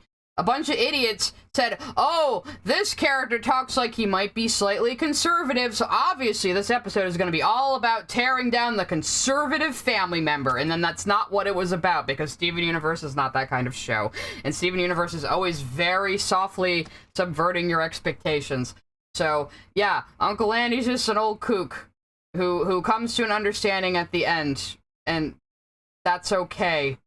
And she was like Lily was trying to act like he has like horrifically outdated worldviews when like all of his dialogue is comedic, you know? Schneonbein sent a super chat. Character shows up for 13 frames with a shirt saying I'm gay would be good rep for Lily. Waka waka. That's what I'm gonna do. I'm just gonna walk into a room with a shirt on that says I'm gay and go waka waka and then, you know, tap dance out. But yeah, Uncle Andy's fine. And he learned to appreciate, but like all of Uncle Andy's fucking dialogue is supposed to be funny. Like him off screen yelling at Greg like, what do you mean you weren't technically married? Or him saying to Lapis and Peridot, you ho-bets? Hobo is a man's job. You know, it's supposed to be funny and harmless. He's a harmless old kook who's slightly old-fashioned, and geez, maybe you don't need to tear down people like that. You ever think of that? You know? Illegal alien, you couldn't even marry an American. Yeah, you can tell the crew had an absolute blast writing his dialogue. It's so funny, and he's, like I said, he's benign, he's harmless, you know? Just because the episode wasn't like, oh, let's kick the conservative guy in the teeth like people wanted to be, doesn't mean it's a bad episode. The episode did exactly what it was aiming to do. It's just not what you thought it should do. That's all, you know? Even if you like this, you understand why this can be frustrating, right? Especially as more and more people are genuinely saying shit like, we have too much good gay rep and we need more Rocky Horror. Oh, she's mad at Anthony, guys. She's mad at Anthony. She didn't even show it was his video, but this is Anthony Gramuglia's video, one of her critics, who's in my circle, who I'm doing thumbnails for now. Haha, Lily. I haven't even watched this one yet, but obviously that's clickbait, Lily, for a more salient point, and you're just fucking stupid. So... We have too much good gay rep. 3 hours for a 26-minute video. Indy, this is actually short for a Lily react. You kidding me? And we need more Rocky Horror. Of course. It's not like the rest of the 2010s got away from this either. Shows like The Loud House, The Casa Grandes, and Craig of the Creek didn't get anything close to the fanfare and media parades at the... Yeah, people like adventure. Adventure is the most popular genre, Lily. Cry about it. But you're trying to pretend like, earlier you tried to pretend like slice of life shows aren't even made anymore because, oh, everyone likes adventure fantasy too much. But you just mentioned 3 shows that are slice of life, and all you're doing is bitching that they're not as popular as the action-packed ones. Yeah, that's always gonna be the case, Lily. That's always gonna be the case. I'm sorry you don't like the popular genre. You don't have to. But you don't need to bitch about it like this and act like it's like a problem that people do like it, you know? You can go like what you like. Go watch your boring Lifetime movies, Lily. The rest of us will be watching Breaking Bad. You know? these action-adventure shows. Quashing Tub sent a super chat. Lil ignoring the quotation marks in good gay rep. Yeah, I know, like, yeah. I bet he's talking mostly about, again, I didn't watch it yet, sorry, Aunt, but again, he's probably mostly talking about the stuff that's, like, way too bland and saccharine, which is exactly what fucking Lily wants. She wants, like, the one-dimensional bullshit, like in her old shows. Rocky Horror. Of course. It's not like the rest of the 2010s got away from this either. Shows like The Loud House, The Casa Grandes, and Craig of the Creek didn't get anything close to the fanfare and media parades that these action-adventure shows did for seemingly no reason. And even other adventure The reason is people like adventure shows better, Lily. They're more interesting to people, and people like escapism, and people like things they can't see in real life, and they like to relax with a fantastical story to get away from their mundane lives. So, you don't have to like the genre, but trying to act like it's objectively bad because you're salty that your shit isn't the most popular and the best is just childish. shows couldn't get away from this. Kipo wasn't talked about anywhere near as much as the others, and that is an adventure fantasy series. Kipo was on Netflix too, Gavin man. Carruth sent a super chat. Loud House smashed SpongeBob in ratings. Fuck, does Lily mean less popular? Oh wait, it did? Really? I mean, again, not really my thing. I'm not really into slice of life, and it's more of a kid's show, so I didn't watch it. But yeah, I believe that. If you can beat SpongeBob, that's pretty fucking good, Lily. And SpongeBob isn't even an adventure show. SpongeBob is a slice of life, and it's got gay characters. Look at Aaron Squidward. Alpha Eagle sent a super chat. I haven't watched Ant Vid yet either, but I assume it's about us needing more gay villains. We love a good gay villain.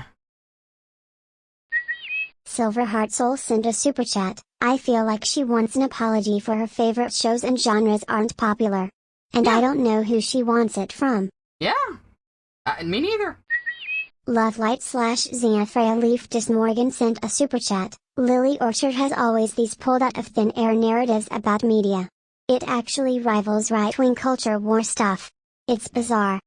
Yeah, it does, but also, like, it's unique to her. Like, she comes up with these weird, paranoid narratives to, like, excuse why the things she likes aren't more popular, or why people like things that she doesn't, and why she isn't always the best and the most correct, even on things that are subjective. Like, yeah. I mean, I was mostly joking about Squidward being gay rap, but you know what I mean. You know, Squidward can do it. He's fancy. Series, and that's because the gay character is black and fandom is notoriously racist. No, Lily, you can't just say it's racism without any fucking proof or evidence or anything. It's because it was on fucking Netflix and nobody cares about Netflix animation. I'm sorry. It's the same reason She-Ra and Voltron were not as popular as other things. Netflix animation is still kind of catching on, and network television is still a thing that people sit their kids in front of. And that's basically all network television is these days, just for old people to watch the news and people to park their kids in front of. But, you know, we're still in that transitional phase. And, yeah, I'm sorry, animation struggles on Netflix. Yeah, it's not because the main character is black. Yeah, the fucking Spider-Verse movies are super fucking popular, if you didn't notice.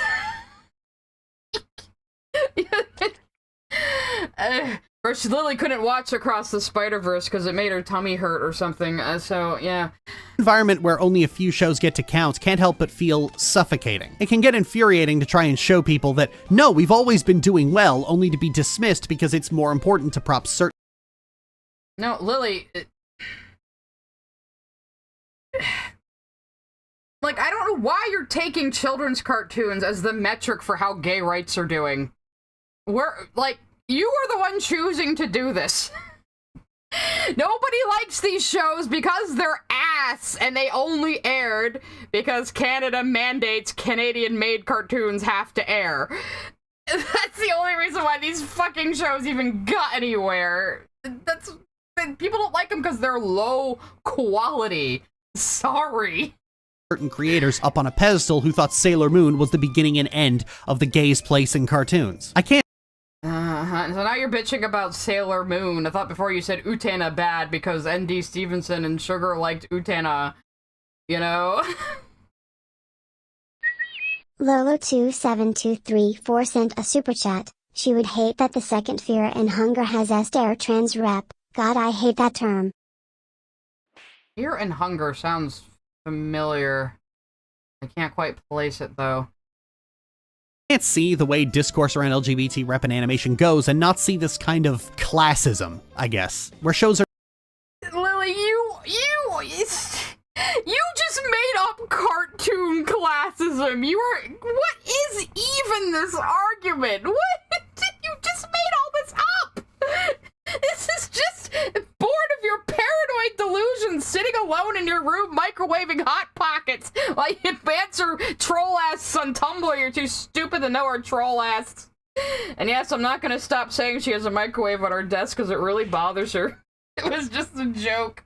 Someone pointed out it was probably a Tower fan making that noise, but I don't care. It's funny. are discarded because they don't closely remind the viewer of Sailor Moon or Utena. Yes, I'm gonna—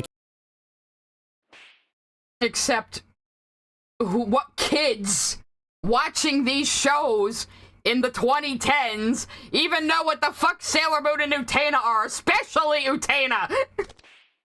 Yeah, N.D. Stevenson liked Utena and aped some of it for the ending of the She-Ra. Who the fuck cares? It doesn't mean anything. Keep calling it that, or Dragon Ball, where we keep pretending— Oh, she's gonna keep mispronouncing Utena, so I guess she can't bitch that I mispronounce her name because I'm autistic then. that our actual milestones don't exist because it's more important to maintain— How was this a milestone? How was this chick being on screen for 5 minutes to just go, I'm gay? How is that a milestone? Go fuck yourself. This fictitious view of a few creators as gods among NBs. It's not that Again, this is what it comes down to. I don't like Rebecca Sugar and N.D. Stevenson. I don't like that they get praise from people, so everyone is wrong and these shitty Canadian cartoons are the best. That's her argument. Shneonbine sent a super chat. Last time I got food poisoning was from a Hot Pocket. Never again. Also imagine a main character this sinister looking Utena picture here. Now, is Utena the main character or is it Anthe? I think it's Anthe. Actually, this was something I wish I had mentioned in the Summerton. I'm getting on tangent here, but I'll cut this if I ever cut this into a video. But one thing I forgot that I really should have mentioned is Summerton saying, well, the show is called The Revolutionary Girl Utena. And we got some super chats Paige coming. Lago sent a super chat. I agree with your point on Uncle Andy, but that episode originally aired a week after Trump won in 2016. People were pretty raw at the time. Yeah, but the show, like... J. Marty sent a super chat. What does Goku have to do with anything? But just, like, the episode, like, airing a week after Trump got sworn in or whatever, or won the election. Silverheart Soul sent a doesn't mean super chat. anything. Lily screaming at her opponent, not realizing it's a mirror. Alright, I gotta close my door. Yeah, Lily yelling at a mirror like, how is this in my house? But, like, yeah, the Uncle Andy episode airing a week after Trump was, like elected doesn't mean anything, because that episode would have been made, like, a year and a half before that, you know? So people are stupid if they think it's related. But anyway, so... one thing I wish I pointed out when Summerton was like, it's called The Revolutionary Girl Utena, is, like, the actual Japanese title translates to Girls Revolution Utena. So, it's not necessarily that Utena is revolutionary herself, you know? So, like, But anyway, I just wanted to throw that in there, but, did N.D. Stevenson also work on Momoa? I didn't know that. Does Goku have to do... Where did Goku come up anyway? What did we say? Whatever. Goku is canonically bisexual in Aaron 4 Alpha stars, Eagle so... sent a super chat. Lily purposefully mispronouncing Utena is like Verlicify purposefully mispronouncing Vasada's fakeade. My brother does that a lot. It's like a millennial thing where we mispronounce words on purpose to be silly. But I don't think that's what Lily's doing.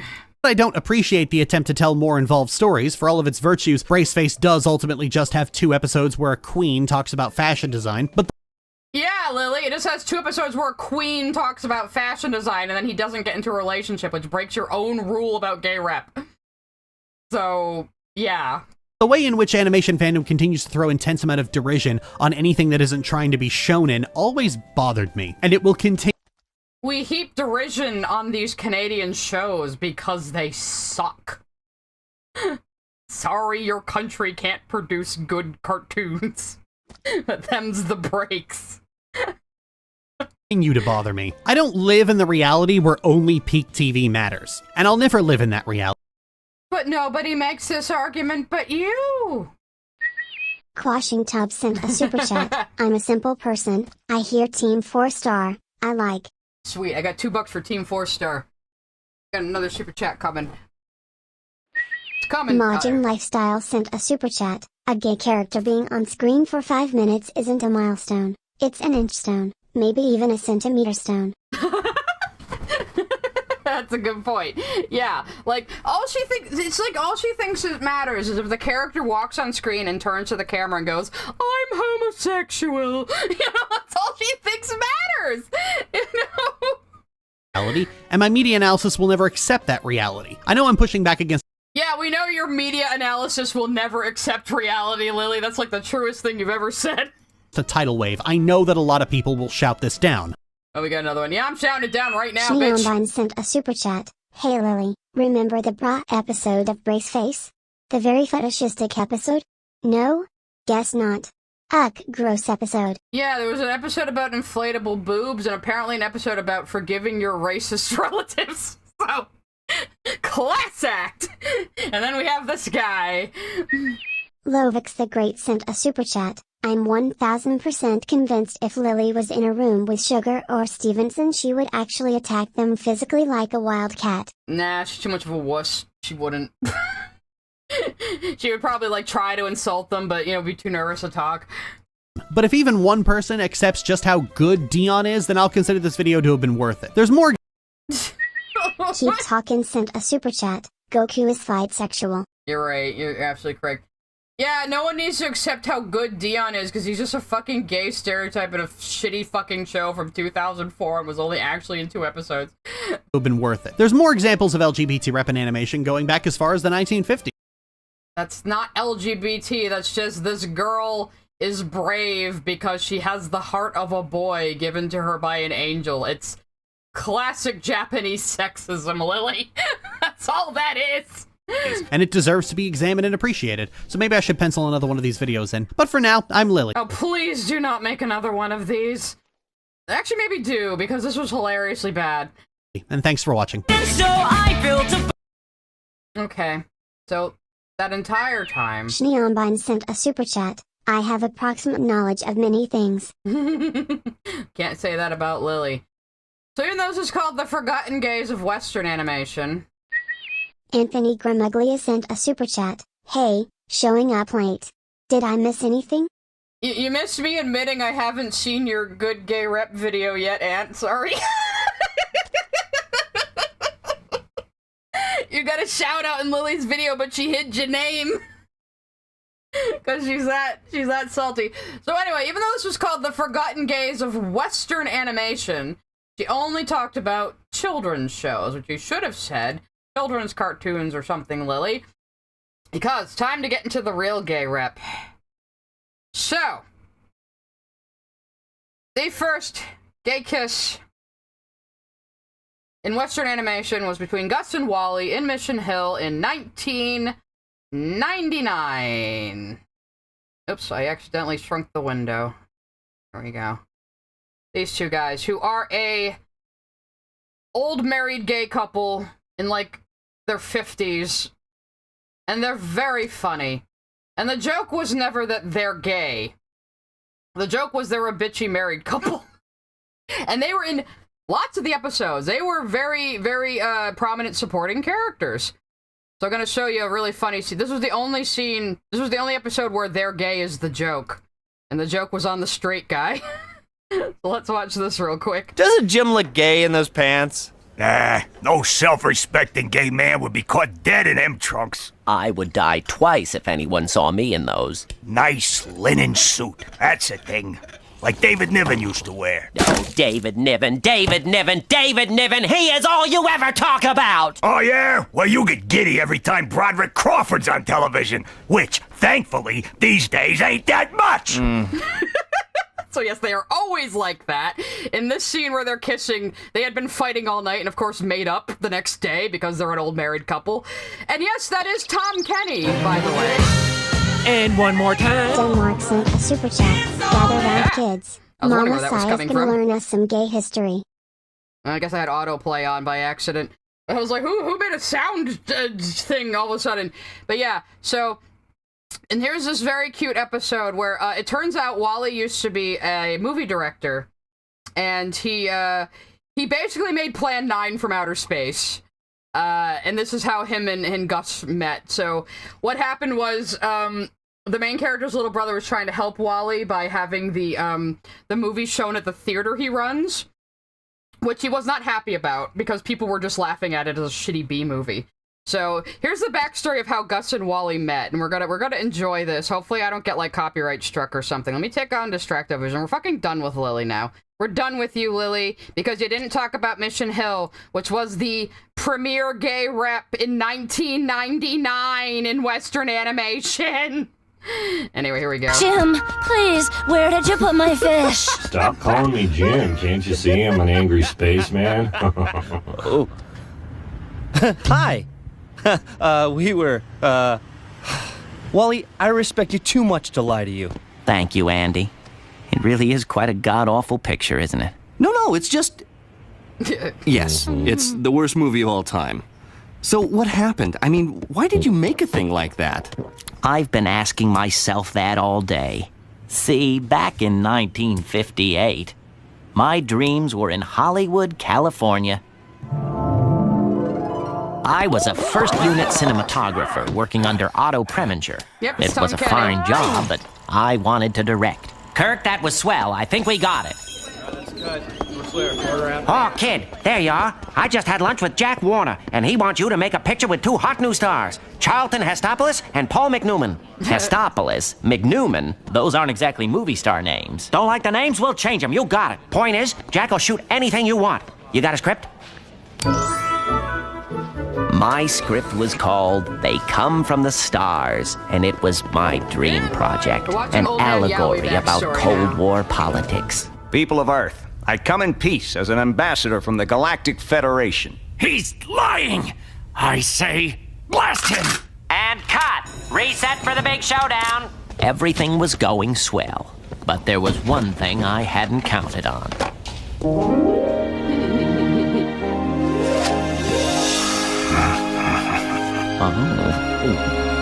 Mr. Langford, where you want me with this? Oh, where wouldn't I want you with that? This is such a cute montage. He wasn't as handsome as Charlton Hestonopoulos, granted, but to me he was more glorious than all the Paul McNewmans of the world combined.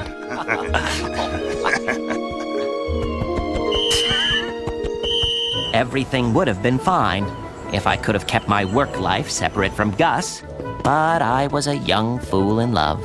We have a casting change. The visitor from space will be played by the star of tomorrow. Give a hand to Mr. Gus Dunch. Hiya. Oh, come on. Whatever that guy did to get that part, I can do better. See ya. Kid, what the hell are you doing? Why, the studio will have your head on a pike. That was the first time in history that an agent told the truth. People of Earth, I greet yous from the Galactic Federation. Walter, I admire your picture, I do. But really, I simply can't tolerate bad acting. It's either me or that damn dirty ape. I like the sound of that. Oh, Charlton Heston joke. With my other star gone, the financing collapsed. I had to shoot in cheaper digs across town. And I made more casting changes. Well, we'll make this work somehow. Action! For eons, we have observed you. Wally, I can't say this stuff. Yeah, it's too hard. Well, we'll just have to change the story and rewrite the script. I will blast you with this here ray. Wally, am I supposed to be mad or not? He always looks mad. You can never tell the difference. We'll put a light bulb on his chest. Then when it lights up, we'll know he's mad. It is Plan 9. It totally Gus! He just shot you! Hey, your bulb is on! You're angry! Oh, yeah? Lot of things. Very dangerous things. So, what do you think?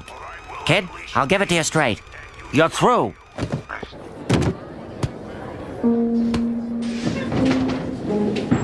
We got some money by signing away the drive-in rights, and we left town that same night.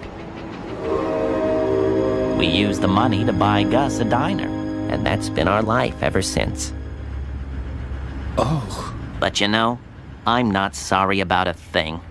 I love Gus, and he loves me, and I would do it all again in a heartbeat. Well, I better get to work. After all, laughable, pathetic movies don't just project themselves. So there you go. That is the story of Wally and Gus. Their love and how it ended up in Wally accidentally making Plan 9 from outer space. Isn't that adorable? And these guys are in so many of the episodes. They are main supporting characters. So, and Lily is ignoring this really good gay rep from 1999. So, yeah. But I know, because I mentioned it on Tumblr. I said Mission Hill had the first gay kiss in Western animation. And somebody sent Lily an ask about that, and then she completely ignored it, probably because I said it. The show is called Mission Hill. It was very ahead of its time. It was, you can tell, cell animation. A super chat. I adore Mission Hill's colors so much. Yeah, like, it's very comic booky. That was kind of the look they were going for. We can scrub through this a little bit again. Actually, oh, here's the opening. Cont sent a super chat. Like a Age Through Blood is a game Lily would hate if she found out about it. Lol, the story is very dark but very enjoyable. It's kinda like Furry Lisa. Oh, alright. Yeah, here's the opening. It's pretty cool, actually. 1, 2, 3, 4. This show was very underrated and did not last long. It was pretty high production, too.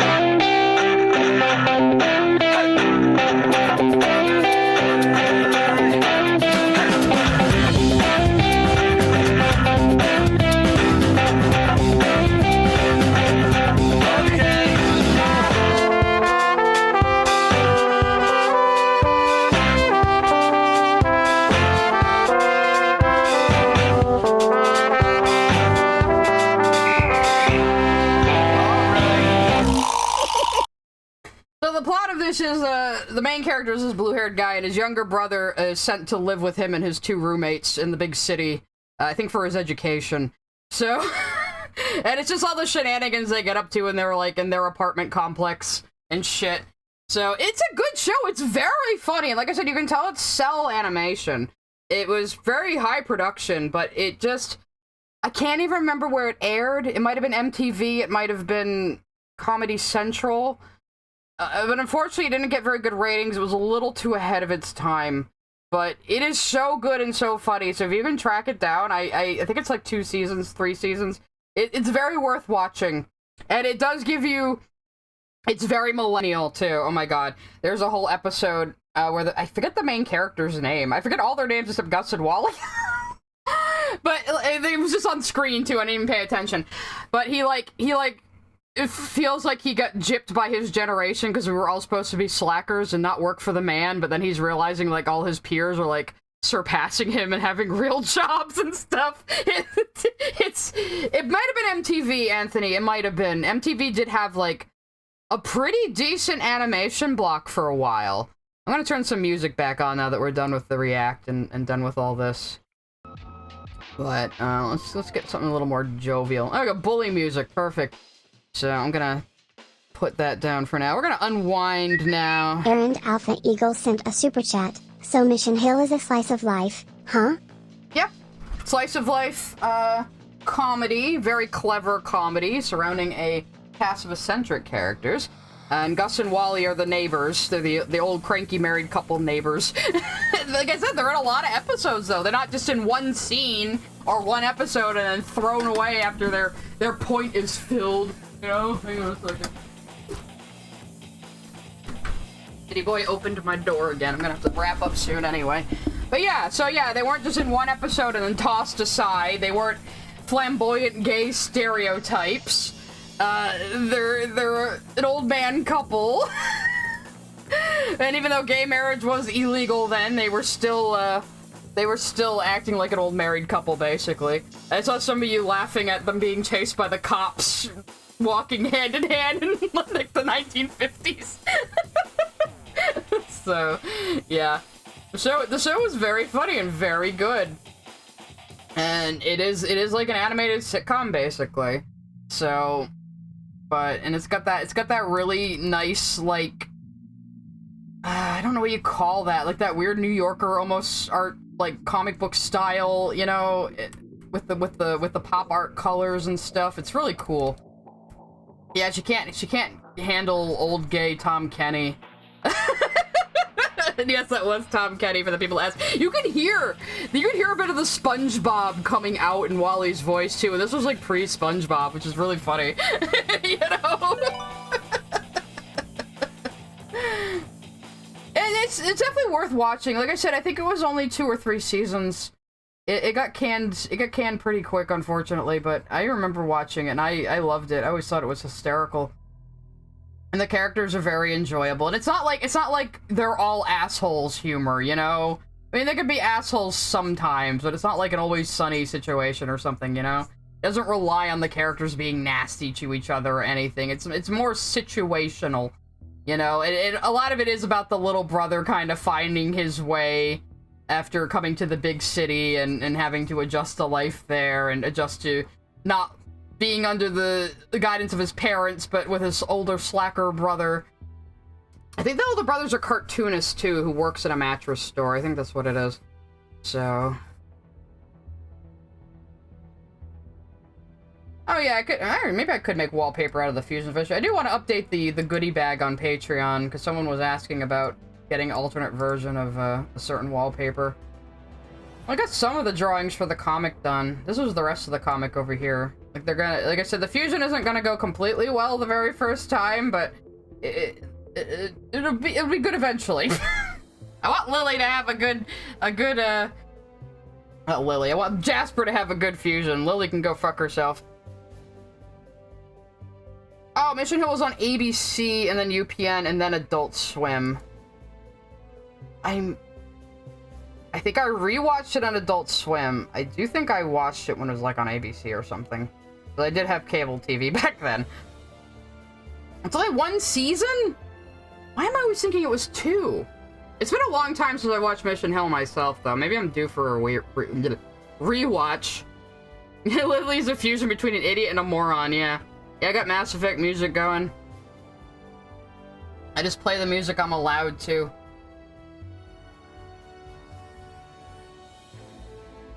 Yeah, it's an adult comedy show that doesn't have, like, fart jokes and swearing and the punchline being the characters are just mean to each other. Again, very ahead of its time.